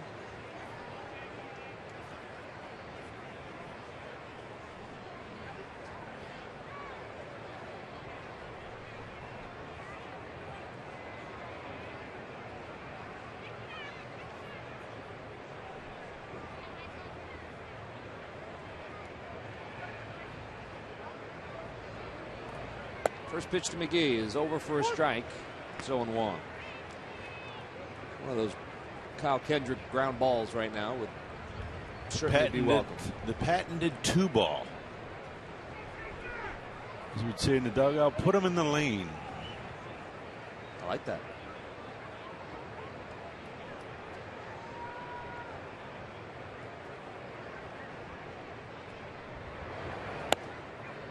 That's over the outside corner for a strike, so he's ahead of McGee 0-2. Here's where I think McGee becomes a tough out. He shortens up. Yeah. He can cover the whole plate, and he just tries to use the big part of the field. You know, if he finds the barrel, he usually hits it hard.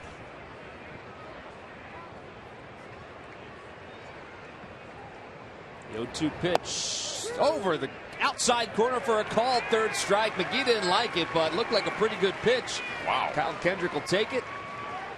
First out of the inning. That is phenomenal. Take another look, Jamie. Good morning, good afternoon, good night with a fastball. You know what I'm thinking? He's thinking that ball's down. That's at the knees right there. The knees, too close to take.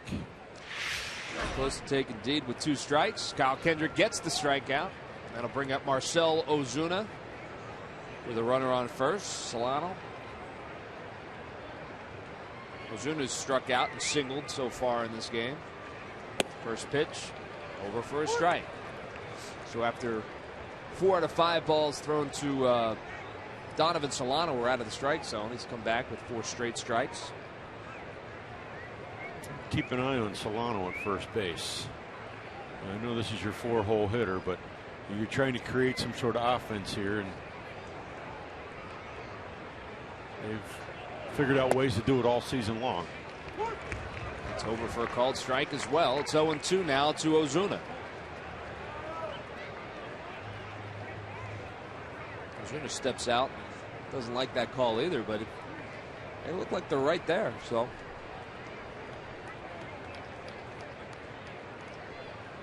Solano gets his lead off first. Kendrick gets his sign from the stretch. Here's the 0-2 pitch. Called. Wow. Third strike. Back-to-back called third strikes by Kyle Kendrick. Ozuna has a word with Alan Porter, but he's headed back to the dugout. 2 straight strikeouts, 6 straight strikes for Kyle Kendrick, and now there's 2 down. Again, that was paint at the knees. Same pitch. Yep. And you look at Will's glove. He barely moves his glove. He actually frames that ball very well. And that helps. Yes. When the umpire sees no movement, pitcher hitting his spots like that, you're going to get a call every once in a while. So 2 outs now. Donovan Solano is the leadoff walk. He's still down there at first base. And Garrett Jones will step in. Jones struck out his last at bat, but he homered in his first at bat. 1 for 2 on the night. First pitch to Jones. He's swinging and he lifts that one down the left field line, but that'll slice out of play. So strike 1 to Garrett Jones.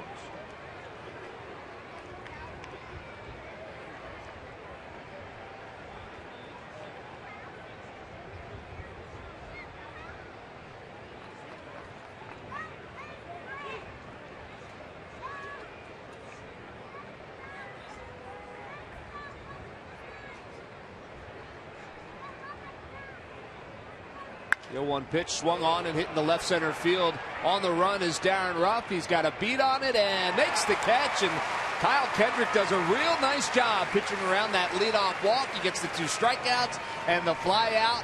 And we are headed to the bottom of the 6th. And the Phillies are still leading the Marlins 2-1.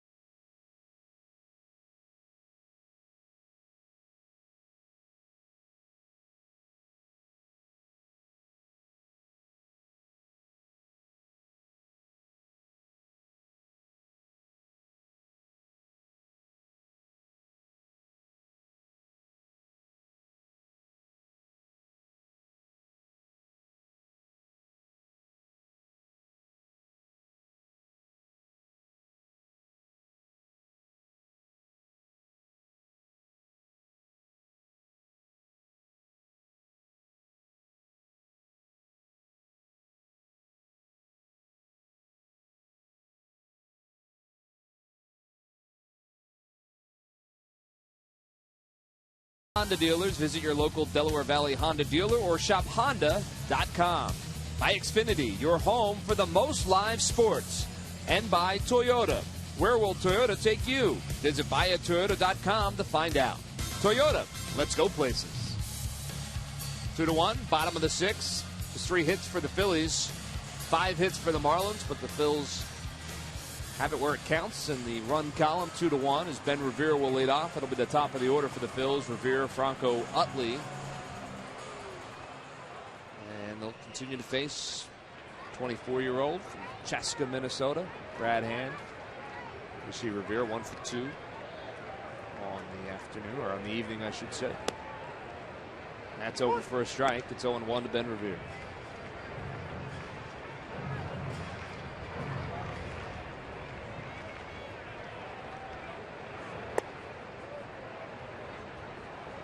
Revere's got that average back up to 307, and it had dipped down to 305.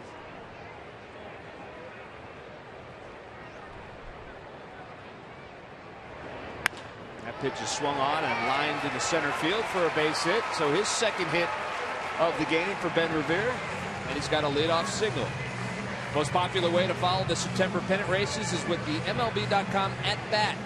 Number 1 app for live baseball. Enjoy live look-ins, replay reviews, scores, live radio broadcasts, the MLB.tv game of the day, and more. Get at bat for your smartphone or tablet on the App Store, or visit MLB.com. So Ben Revere is a leadoff base runner. That'll bring off Maikel Franco, who singled in his first at bat. Knocked in a run. He also flew out to right field. This is how they got the first inning started, Jamie. Good things happened. It is, and we really haven't seen, since the first inning, haven't seen Hand under any duress. I'd like to see him try to create a little bit of a distraction over there at first base. I know they've got a hole open there for Maikel, but I don't know that he's too adept at hitting the ball that way on purpose. Swings through that one. It's 0-1. Hand had set down 12 Phillies in a row. Phil's got 3 hits in the first inning. Had not gotten a hit since the first inning until that single by Ben Revere.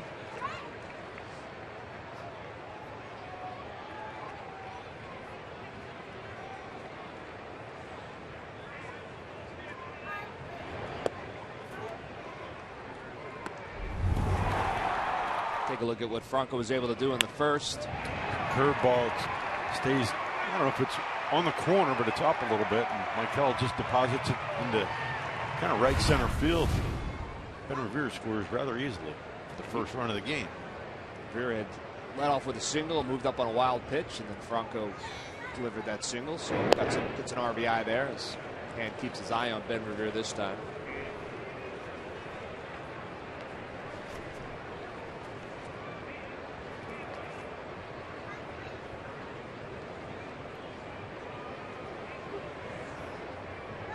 Count is even, 1-1 to Franco.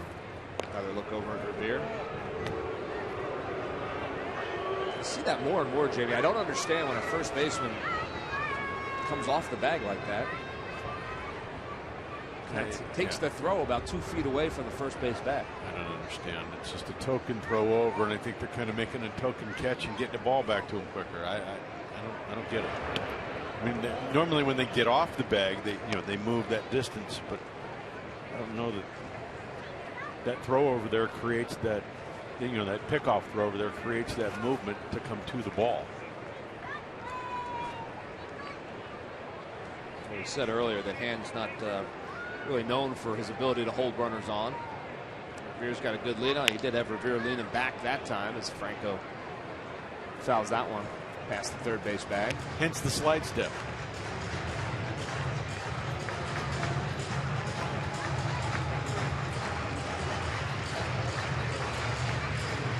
So the count is even at 2-2 to Franco. Nobody out. Bottom of the 6th.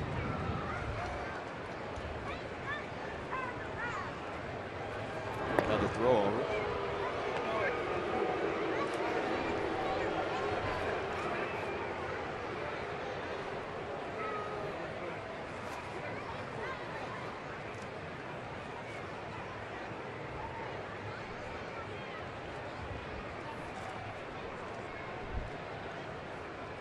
2-2 pitch is high and outside for a ball. It's 3-2.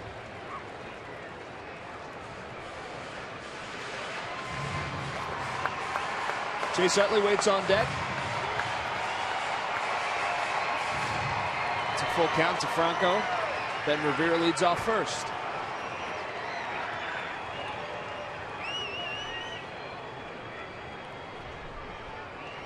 And has his sign. Here's the 3-2 pitch. Revere is going, and it's a ground ball to shortstop. He'll only have one play over at first.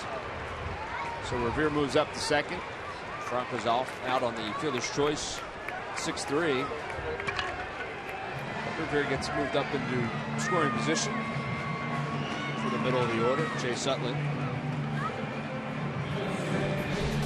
While we have a minute, we'll take a look at our Hyundai defensive plays of the game. We mentioned Franco had the RBI. Well, he also did some damage with his glove early in this game. That was the first defensive play of the game right there. And then here's the second. Nice play over by the fence there beyond first base. Two good plays by Miguel Franco. No, he's very athletic, moves his feet well. He didn't look overly comfortable going over to that wall. Probably hasn't had a lot of experience with that, but he got there. He made the catch. He made the play. And again, experience is the best thing for Michael right now.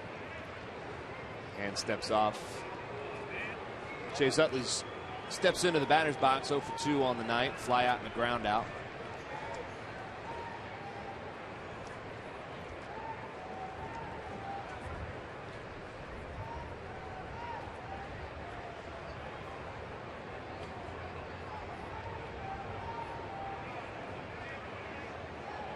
First pitch to Utley is on the outside corner for a called strike. It's 0-1.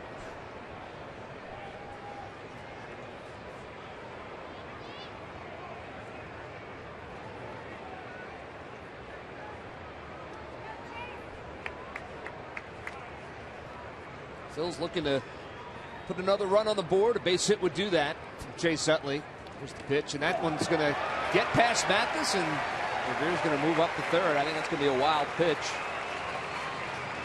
That would be the 5th wild pitch of the season for Hand, if that's how it's scored. That's big. Get Revere down there with 1 out, down there at third base. I'll tell you what, it was last night, 2 nights ago, last night, Phillies scored a run on that wild pitch, on a wild pitch as well. Chase Utley on a double, an error, moves to third base, and wild pitch scored a run. Here, Ben Revere moves to third base with 1 out. With another wild pitch on a changeup. So now a base hit isn't necessary to get a run home. Just a fly ball would do the trick as the Marlins now bring their infield in. Get a little bit later in this game. They look to cut off that 3rd run for the Phils. Utley watches that one pass by on outside. So it's 2-1 now to Chase Utley. Marlon Byrd waits on deck.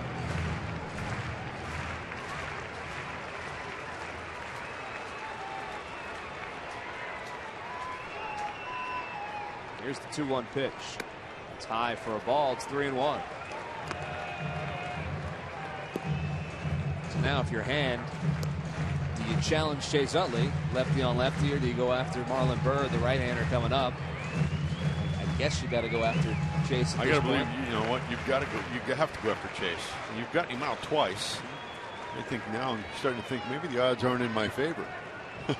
He's going to have to throw one over the plate. Yes, he is. And Chase Utley knows what to do with that as he hits that one to center field. It's not deep, though. Ozuna's got a good arm, and then Revere's going to draw the throw, but no way he was going to be able to score on that. Just not deep enough. So that's the 2nd out of the inning, and that's a biggie for the Marlins as Revere stays put at third. And I'll bring up Marlon Byrd.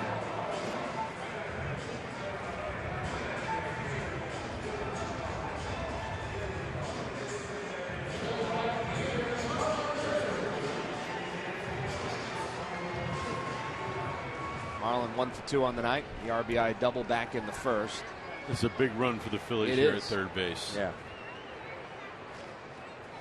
You don't see that from Chase very often. With the guy at third and the infield in like that, where he's not able to give you at least a productive out. But not in this situation, so he'll leave it to Marlon Byrd, and rips this one foul. Look out. 0-1 to Marlon Byrd.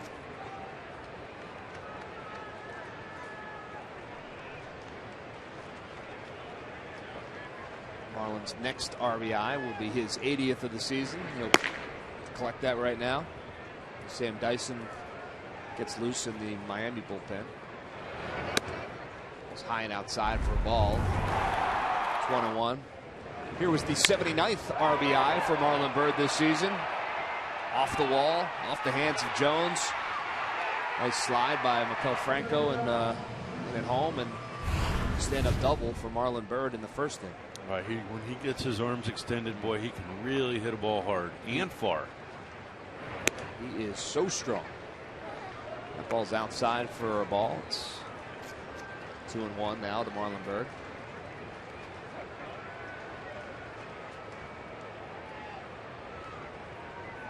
Darren Roughwick's on deck.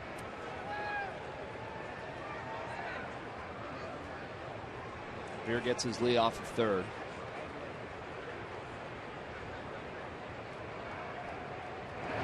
Two-one pitch, line straight at the third baseman, Casey McGee. Gets it on one hop. Nice play by McGee. He throws it over to Bohr for the final out of the inning. So the Marlins are able to work out of a jam here in the bottom of the sixth, and we'll head to the seventh. 2-1.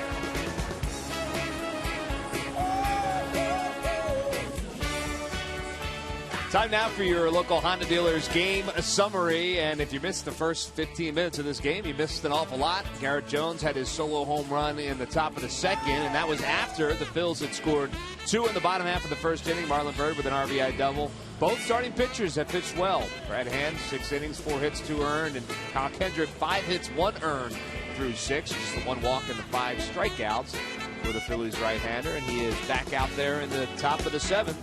To work against this Marlins offense. First baseman will be Justin Bohr, the first baseman. Phils do have some movement in their bullpen. Jake Diekman is up, throwing, getting loose in the bullpen. But right now, this is Kyle Kendrick's game as he's cruising along. But that one's going to fall in front of Marlon Byrd for a base hit. So a leadoff base runner once again for the Marlins. It's Justin Bohr with the base hit. There's Deke. So many guys down there in the bullpen, Jamie. They got 2 rows of seating now. I wonder if they have to get a ticket. That happens when you get this part of the season. Sometimes in some of the clubhouses, well, it used to be in some of the clubhouses, you had players doubling up in lockers. That probably doesn't happen anymore, right? It might in Boston. Well, yeah, or maybe Chicago, I guess. Echeverria grounded out to short both at bats tonight. Takes that first pitch from Kyle Kendrick for a ball. It's 1-0. So Kendrick walked the leadoff batter, or excuse me, allowed a base hit to the leadoff batter last inning, and was able to pitch around that. Does the same in this inning.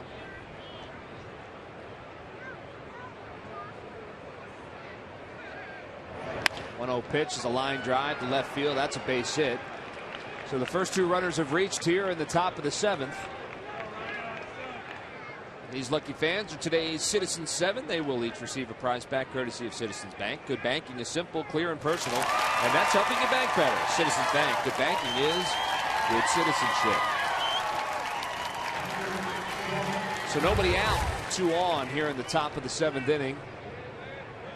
You see Bob McClure on the phone down to the bullpen. Jeff Mathis, who singled in his last at bat, will be the batter. What's the situation right now for Kyle Kendrick if you're Ryan Sandberg and Bob McClure, do you think? Well, I got to believe you're getting to the bottom of the order here, but you got to be careful right here. That's surprising right there. Mathis squaring around the bunt. I remember him in the American League. He had a little bit of pop in his bat. He drive the ball to the ballpark. I know he's not an everyday player here in Miami, but played for the Angels. Yes. Toronto. With the pitcher on deck, I would imagine they would think about pinch hitting if you were able to get a sacrifice down. But he's around a bunt again. He takes that one low for a ball. It's 1-1. I guess it's the right call here. You can pinch hit. Probably have quite a selection of players to pick from on the bench. Hand is out in the on-deck circle, but doesn't mean a whole lot. That's a deke. No, it's based on what happens, probably.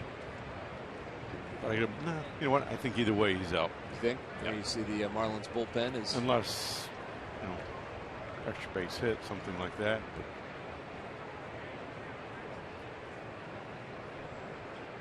But runners lead off first and second. And that bunt is bunted foul. It's picked up by Franco in foul territory. So now it's 1-2 to Jeff Mathis. You would imagine the bunt will be taken off at this point. I think that's the sign for take the bunt off. Just tap the cap. Could be put to keep it on too.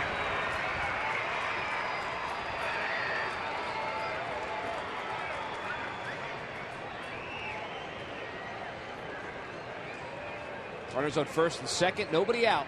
Top of the 7th, a 1-2 count. It's Jeff Mathis. Kendrick's got a sign from the stretch. 1-2 pitch. He does leave it on, and he bunts that one foul, so Mathis does not get the job done. Both runners will have to go back to first and second. That's your first out of the inning. I got to be honest, I'm surprised that they would do that. I'm not. Why is that? Not with the ability to have a pinch hitter come up with guys on second and third. You got 2 shots at it. Not at all. And you would expect it, I would think a backup catcher, that expectation of a backup catcher being able to lay down a bunt. There's a conversation going on at the mound right now as a pinch hitter is in the on-deck circle. Every time the Phillies retire the opposing team 1-2-3, Comcast will make a contribution to Phillies charities. Phillies baseball is brought to you by Xfinity. It's your home for the most live sports. Reed Johnson has been announced as the pinch hitter, the right-hander. And here comes Ryan Sandberg, walking slowly out. Hasn't made an indication yet.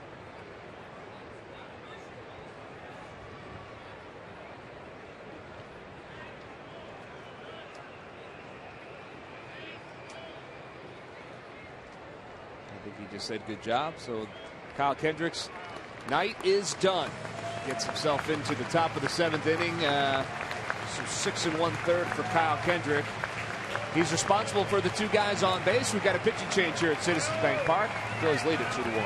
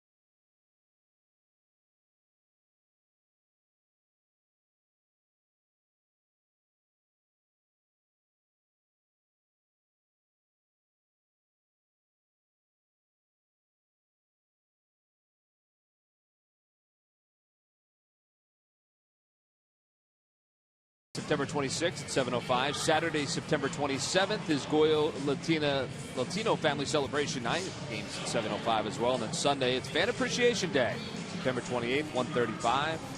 Order your tickets now at Phillies.com.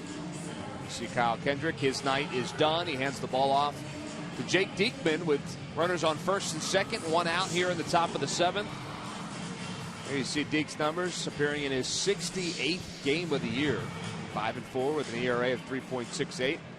Left-hander has walked 32 and struck out 93. And speaking of strikeouts, Jamie, when you talk about out pitches, he's got 2 of them. Well, we talked about this last night a little bit. The amount of strikeouts these guys have.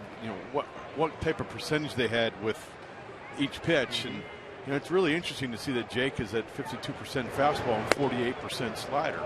And I think it tells you he's very versatile with his pitches. But I also say, from watching him all year, there's some nights where his slider's just a little bit off, and he just has to rely on his fastball. And there's been a few nights where his fastball's been off, but more so I'd say his slider than his fastball. The first pitch to Reed Johnson was a fastball. It was up in the zone at 96. Pitch is swung on and fouled. Out of play. So the count is even 1-1 to Reed Johnson. You see his numbers versus lefties. He's been struggling since June. I think if we get to the point where we throw up some of the other numbers, it'll be really interesting to see those as well. Yeah, you're talking about some of the other relievers and their out pitches. Yep. Jake is pretty much a 2-pitch pitcher, fastball, slider. He can throw his slider back. He's shown the ability to throw his slider backdoor. But when he has that ability, he's pretty locked in. Davis out having a conversation with Diekman. Alan Porter heads on out, joins that conversation, and puts an end to it. So Nieves is back behind the plate.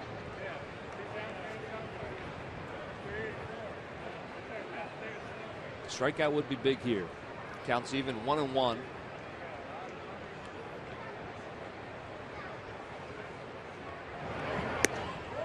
Way outside for a ball. It's 2-1. Well, there it looks like he just didn't allow his arm to catch up, and his fingers were underneath the ball and just kind of flinged it up there. Yeah, he was a little out of whack. Catapulted it up there.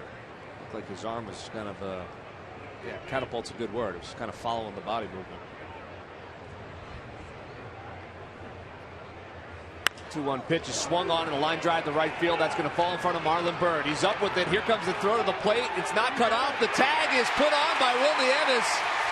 What a play by Nieves. Had to go up the line to get it, but able to put on the tag, and Bohr is out at home plate. Some more good defense from the Phils.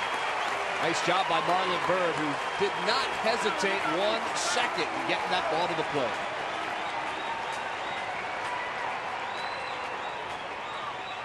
Marlon came after that ball pretty good. He had to slow down because he had to get the angle on it, but his arm strength made up for that. One hop. Will Nieves did have to come up the line.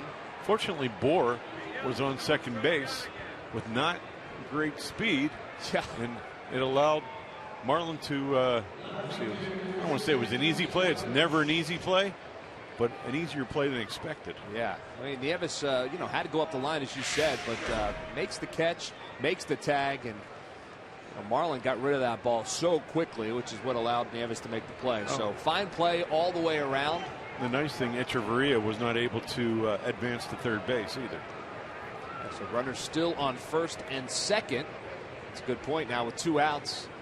Phillies can see themselves their way out of this. That pitch is way outside. Diekman looks a little frustrated with himself right now, battling maybe with his mechanics just a bit.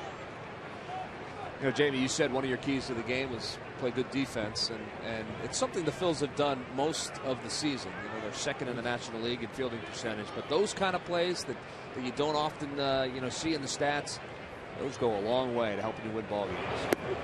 Pitch is outside for a ball. It's 2-0.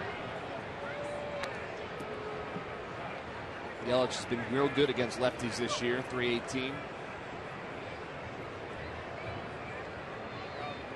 1 for 3 on the night tonight.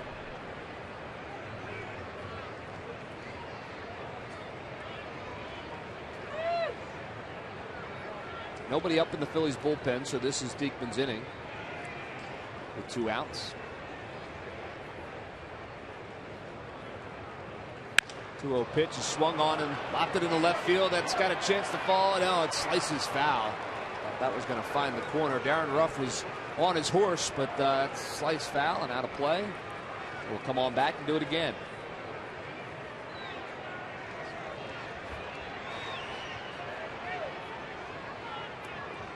That would have been trouble. Yes, it would have. Luckily, it stayed up in the air and had enough time to carry into foul territory. Here's the Budweiser. Here's the baseball. 2 outs in the 7th inning. Counts 2-1 now to Christian Yelich.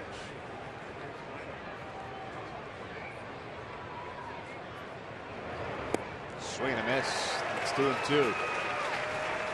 Now you'll hear the crowd here at Citizens Bank Park. See a big difference there on that pitch. That slider down and away. Yelich didn't have as strong of a swing at that pitch. See which out pitch Jake Diekman chooses to throw here now. 2-2. Runners on first and second. The 2-2 pitch, swing and a miss. He got home. So back-to-back signals to lead off the inning. Don't lead to any runs for the Miami Marlins. Marlon Byrd with the big play in that one, and Jake Diekman able to come in and help out Kyle Kendrick.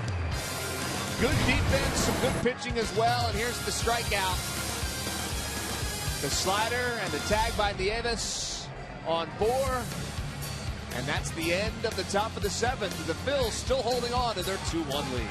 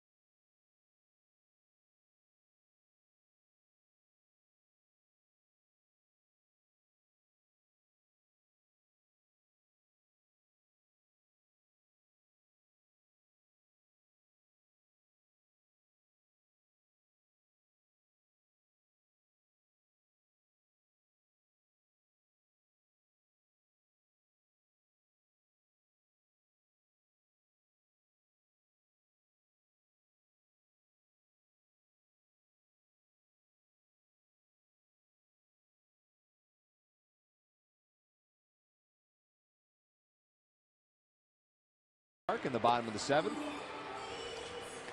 Another good defensive inning for the Phils in the top of the 7th. As we promised you earlier in the game, we have the AT&T fan photo of the game. This photo coming from Remo Callahan. A baby pool at the beach.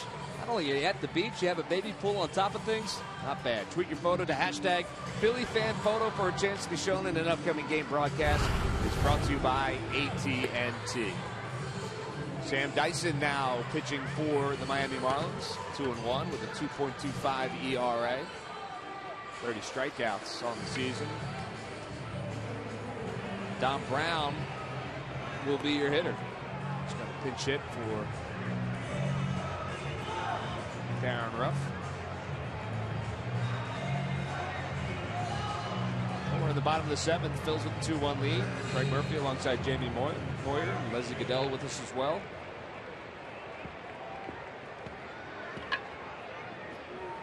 Dom Brown steps in for his first at bat of the night. Lefty against the righty. First pitch is low for a ball. It's 1-0.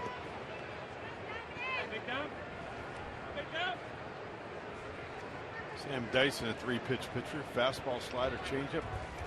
94-98 fastball, 82-85 slider, 87-90 changeup. Brown lifts that one to left field. Yelich coming in, and he'll make the catch for the first out of the night.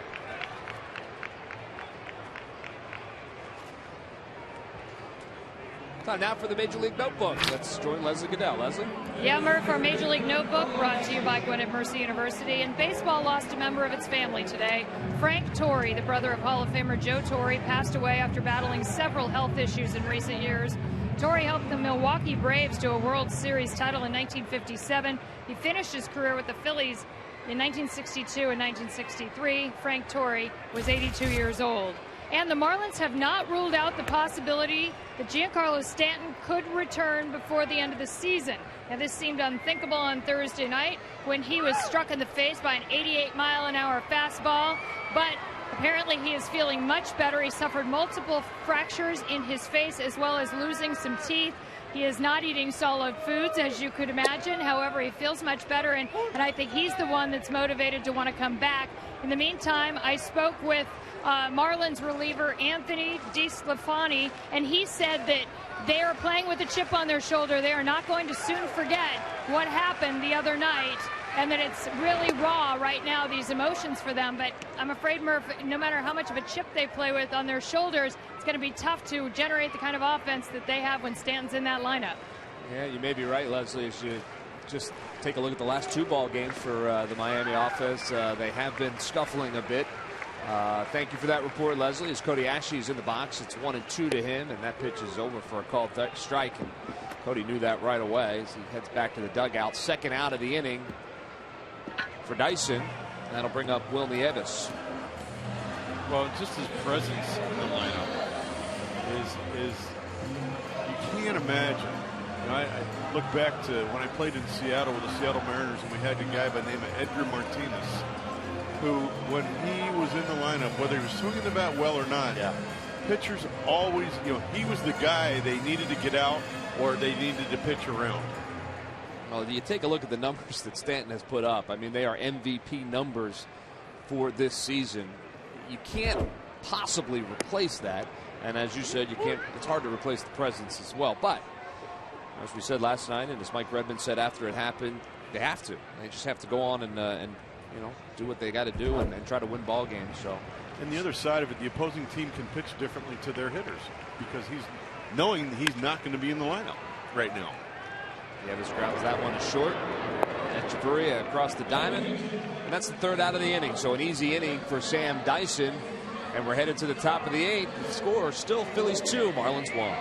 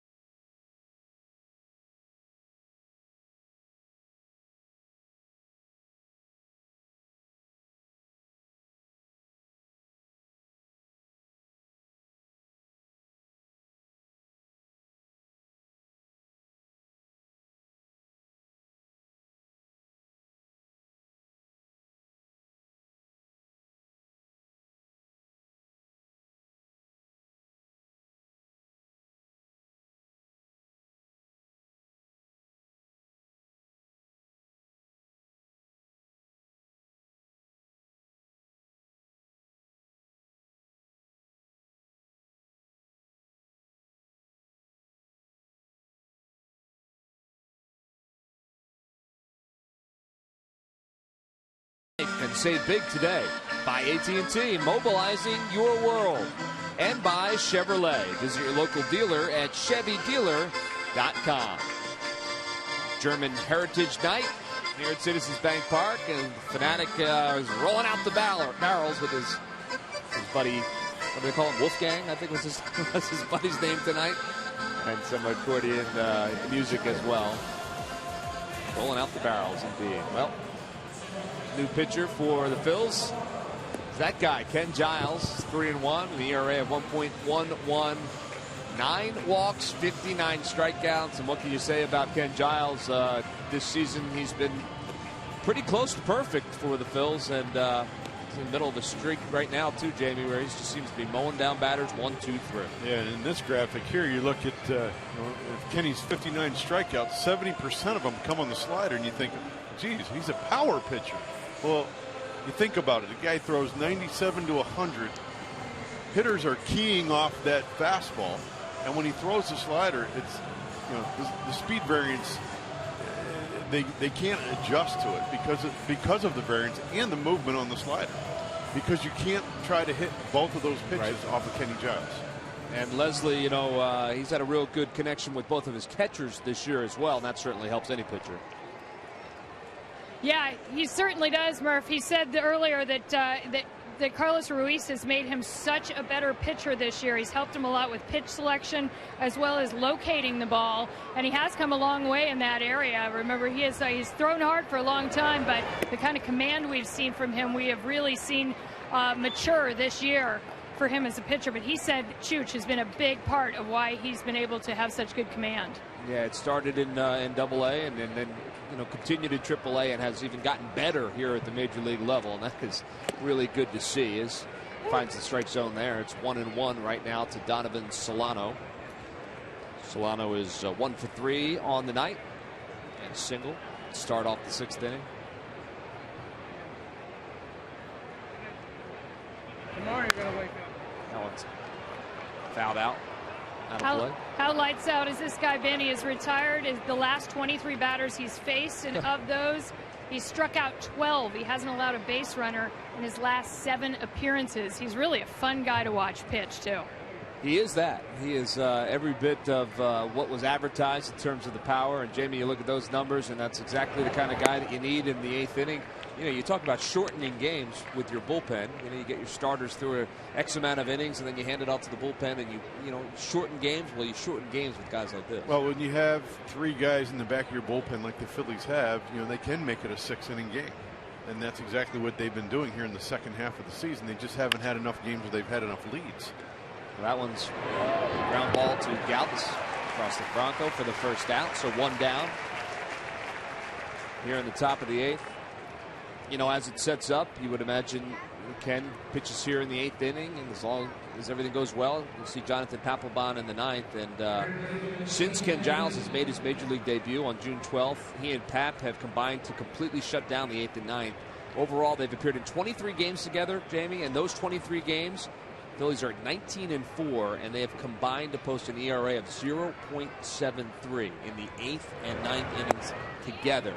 That is pretty darn impressive and exactly what you're looking for out of your bullpen. There you see the numbers individually. Giles with the 0.86 ERA in the 8th, and Papelbon 1.6 in the 9th. But 8 and 9 has been very pleasant for the Phils with the lead for most of the second half of this season.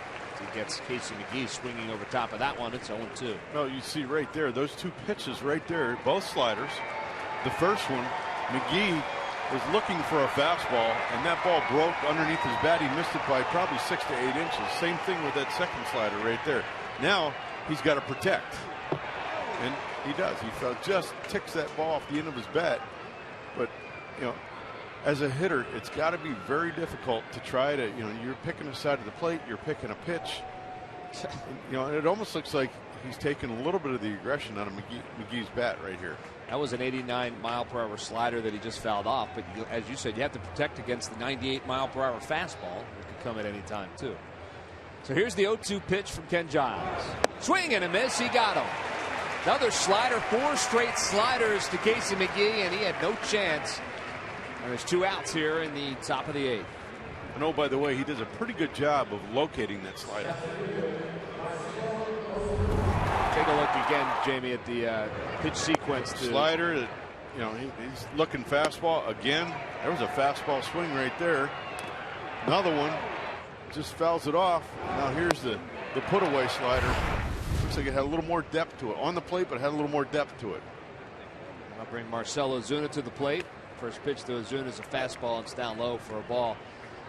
A guy who can throw upwards of 100, 101 miles per hour, and you're a hitter, and you don't even see it in an at-bat because he's throwing that slider to you every time. It seems a little unfair. Phillies will take it. Pitches outside for a ball, so it's 2-0 to Marcell Ozuna. 1 for 3 on the night.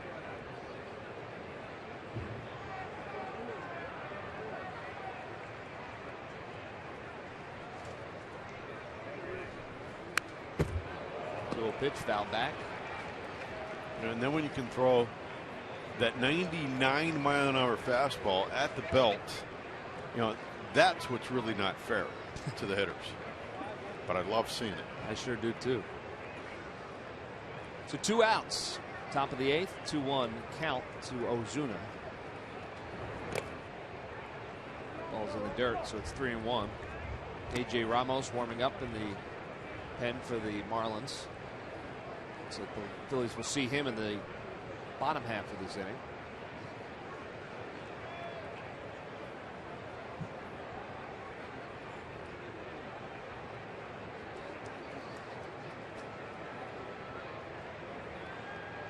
Here's the 3-1 pitch. Swing and a miss. Swing in there. Makes it 3-2. Slider at 86. I got to believe if he takes that pitch right there, it's ball 4. But again, you know, he's around the plate. You got to be swinging the bat. Probably was thinking, I'm going to get a 3-1 fastball here, and I'm going to drive it somewhere. Well, we'll see what they come up with now. Here's 3-2 is the count. Giles has his sign. Here's the 3-2 pitch inside for a ball, and he walks it. So Ozuna's a 2-out base runner.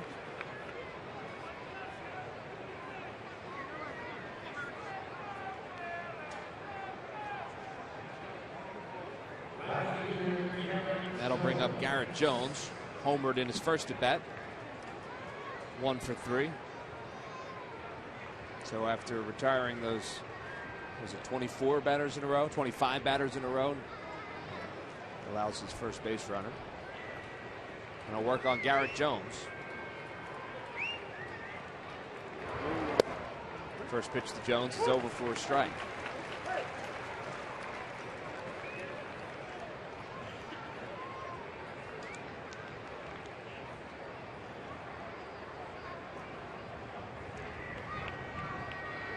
Ozuna has his lead off first.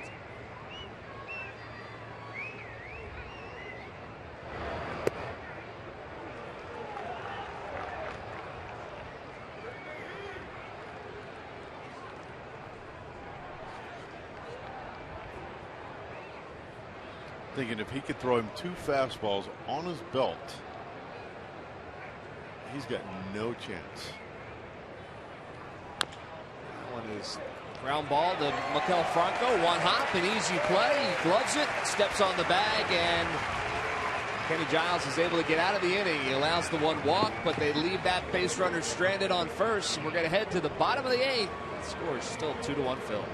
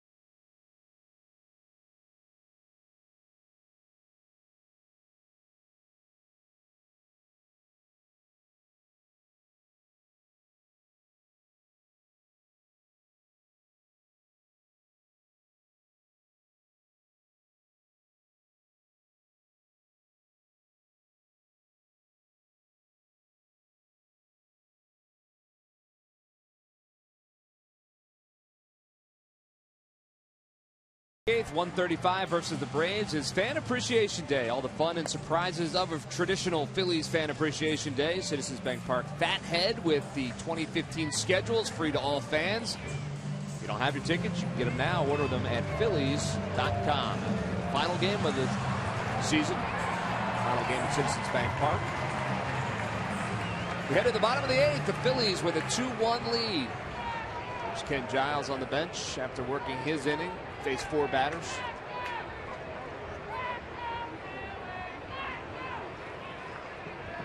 Freddie Galvis is the first one. Faced Sam Dyson here in the bottom of the 8th inning. Dyson in for his second inning of work. First pitch is fouled off.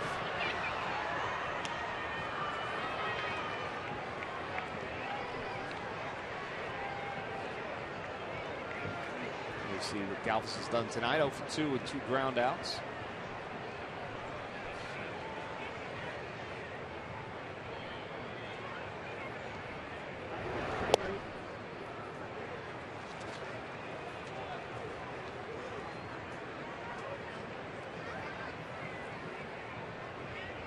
Tony Gwynn has stepped into the on-deck circle. Full bat for Giles in the 9-hole. To Galvis outside for a ball. It's 2-1. Jonathan Papelbon starting to warm up out there in the Phillies bullpen.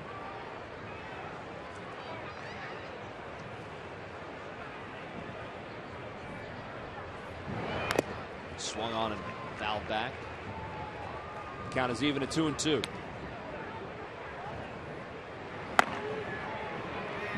There's Pat.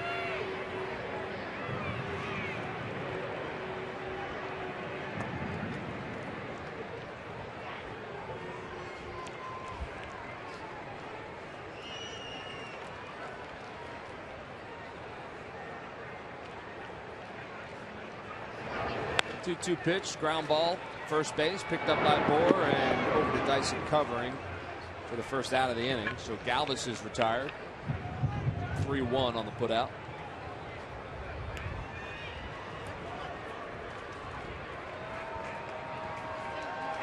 Now Tony Gwynn has gone back into the dugout. Ryan Howard has stepped back out, or stepped out, and been announced as the pinch hitter. So Ryan Howard will now get his first at bat of the night.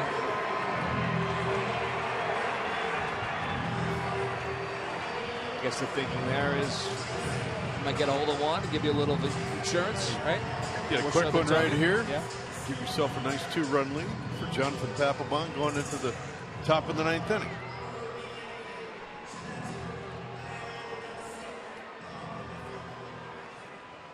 Get some pretty good numbers as a pinch hitter for his career. 340.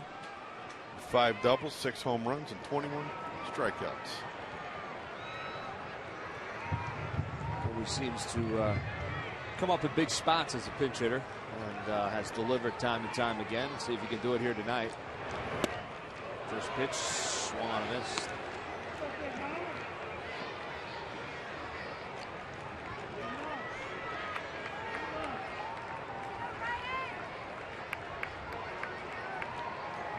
Got the shift on for Ryan Howard. Swings and he misses. It's 0-2 now to Ryan Howard. Echeverria is just to the left of the second base bag, and the rest of the infielders are all to the right of him. Pretty standard shift for Ryan Howard nowadays. Here's the 0-2 pitch. Swing and a miss. He got it. So Howard goes down swinging. And that's the second out of the inning. Dyson's come in here and done a nice job for the Marlins. Retired all 5 batters he's faced, so that'll bring up Ben Revere. And a reminder coming up after the game, a full recap, plus Marlon Anderson gives his analysis on tonight's matchup between the Phils and Marlins. Only on Cure Auto Insurance presents Phillies Post-Game Live. Coming your way on Comcast Sportsnet. But first, Ben Revere will step in. Ben singled in his first at bat, scored a run. He also had a single in the 6th. So 2 for 3. got that average back up to 309. The first pitch, Alan Porter says, is a strike on the outside corner. Alan Porter's done a nice job behind the plate tonight. He has. He's been very consistent. Both umpires, Joe West last night and Alan Porter tonight, have done a great job. That's foul back. Look out into the crowd. Alan Porter is a local guy like you, like me, from Chestnut Hill section of Philadelphia. Really? I had no idea. Got his associate's degree from Montgomery County Community College. Now a big league umpire.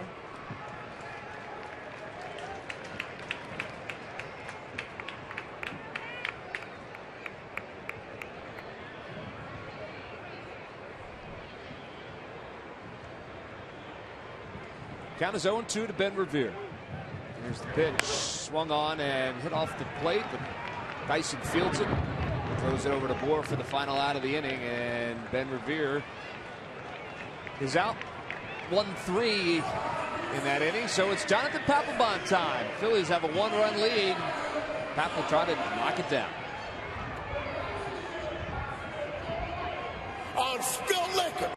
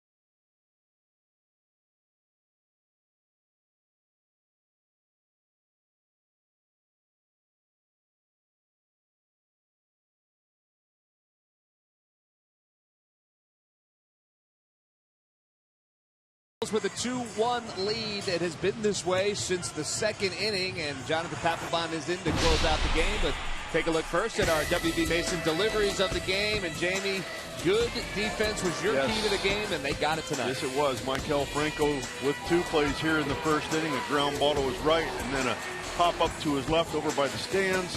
And here Will Nieves and Chase making a great tag, a throw, catch him, throw him out. Went to review, called him out. And then here, Marlon Byrd, Reed Johnson hits a single to right field, and he throws a strike to the plate. Will Nieves catches that ball cleanly and tags out Justin Bauer. And those are the WB Mason deliveries of the game. So they hand the ball off to this guy in his 63rd game. He's 2-2 with a 1.59 ERA. 14 walks, 59 strikeouts, 36 saves on the season. Looking for number 37 tonight. And the first pitch from Jonathan Papelbon is over for a strike. Justin Bohr singled in his last at bat in the 7th inning. 1 for 3 on the night. 0-1 pitch, ground ball, second base in the shift. Galvis is over there, and he makes the play. Galvis playing exactly where he should be, and that's the first out of the inning on 2 pitches from Jonathan Papelbon. And we'll continue our theme talking about these bullpen guys and their out pitches. That's not surprising. No, it's not. You know, Jonathan's had great control with his fastball this year, but he's also thrown a very good slider and a very good split. And you know, obviously his split gets everything, you know, solidifies everything else. And it's really good to have a closer that can throw 3 pitches for strikes, but really relies on his fastball. Echeverria steps in. First pitch to him is outside and low for a ball. It's 1-0. You don't see many closers that have 3 pitches that they count on, you know, like Jonathan does. Well, he's used them all this year, and he's been very, very effective all season long. Oh, and he's had to, because he's lost a little bit of velocity with his fastball over the couple of years, but he's got pinpoint control with that fastball. And as he showed last inning, he threw a couple really good sliders, and every now and then you'll see that split, and it's an equalizer. Well, the count is equal at 1-1 right now with one out here in the ninth. Phil's looking to take game 2 of this series. They took game 1 last night in walk-off fashion. Pitch is on the outside corner for a strike. It's 1-2. There you talk about that pinpoint control of the fastball. 92, right on the outside corner, right where he wanted it. It's almost like he's walking up to home plate and placing it there.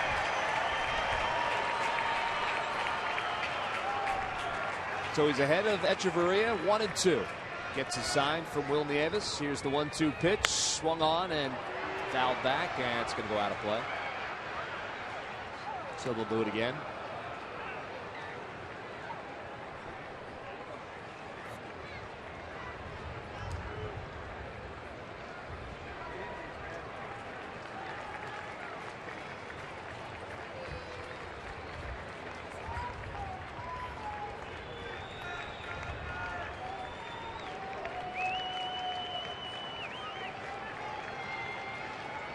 Here's the 1-2 pitch. Swing and a miss. He got him. Strikeout for Jonathan Papelbon for the second out here in the top of the ninth inning. The Phils are one out away from winning game 2 of this series. Fastball at 92. Echeverria couldn't catch up to it. Well, here's again another well-located fastball. Will Nieves really doesn't have to move his glove. Seen that a lot tonight. It's like he's sitting in a rocking chair back there catching. So Jordani Valdespin will be the pinch hitter and the final hope for the Miami Marlins. Left-hander. We saw him in a pinch hit role last night. He'll do it again here tonight. Former New York Met.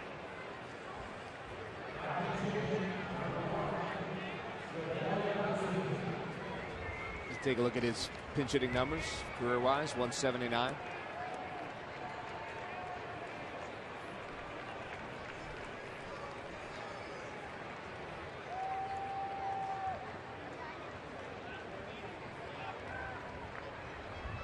So Papelbon gets his sign from Will Nieves. Valdespin steps in. First pitch, right back at him. And look at that. Jonathan Papelbon flips it from his glove to his hand. He throws over to first. And that's the ball game. Phils get the win 2-1. Jonathan Papelbon gets another save, his 37th of the year. And what a defensive play to end this game. He showed a little personality, a little life there as he made the catch, flipped it into his hand, threw it over to Franco as well. And he gets another 1, 2, 3 inning. Take another look, Jamie. That's PFP, right? Pickett Wilson. That's right. He makes the play, and a hard hit ground ball right back at him. That's self-defense right there, and he's got plenty of time once he catches it and collects himself. But man, throw it and it's back in your glove. Look at it. I don't know if he saw that, really. You don't have to see it. You just got to catch it. There you see he moves now into second place all-time on the Phillies career leaders list in saves. Only Jose Mesa is in front of him with 112. Jonathan Papelbon closing in on him. He has been terrific this year. He was terrific tonight. He gets his 37th save of the season. And really, Jamie, the pitching for the Phils, as you take a look, just the one home run back in the top of the second inning, and the pitching from top to bottom was excellent tonight. Yes, it was. You know, it started off with Kyle Kendrick going out and pitching 6 1/3 innings. Jake Diekman comes in, and Kyle Kendrick will be our Chevrolet player of the game, and we'll show you right here exactly why he was that guy. And it started off with the first pitch of the game. Got ahead. He stayed ahead. He threw a lot of first pitch strikes today. He was on top of his game. Got a lot of ground balls, a lot of strikeouts, really. 6 ground balls, 6 fly balls, and 6 strikeouts. Great defensive play behind him as well. And again, Kyle had total control of this game tonight. And again, he's a team he's very comfortable pitching against. So again, Kyle, this is his 9th win. He's got a chance to win 10 games this year, Murph. Yeah, and and the way the season started out, that would have been hard to believe, honestly. But not only does he have a chance to win that many games, he has a chance to, he already eclipsed his season high in innings tonight. Once he passed the 2nd inning. So it's some pretty good milestones for Kyle Kendrick. And let's not forget, he's a free agent at the end of this year. This may or may not have been his final start at Citizens Bank Park in a Phillies uniform. Those kind of decisions are made down the road. But whatever the case, he pitched well enough tonight to keep his team in it. In fact, he did better than that. 6 1/3 innings, 7 hits, 1 run. It was earned, just the 1 home run to Garrett Jones. And, you said he made 1 mistake tonight, and you'll take that out of your starting pitcher. So the Phils win this one 2-1. Jonathan Papelbon gets the save. When we come back, we'll have more and put a wrap on this one.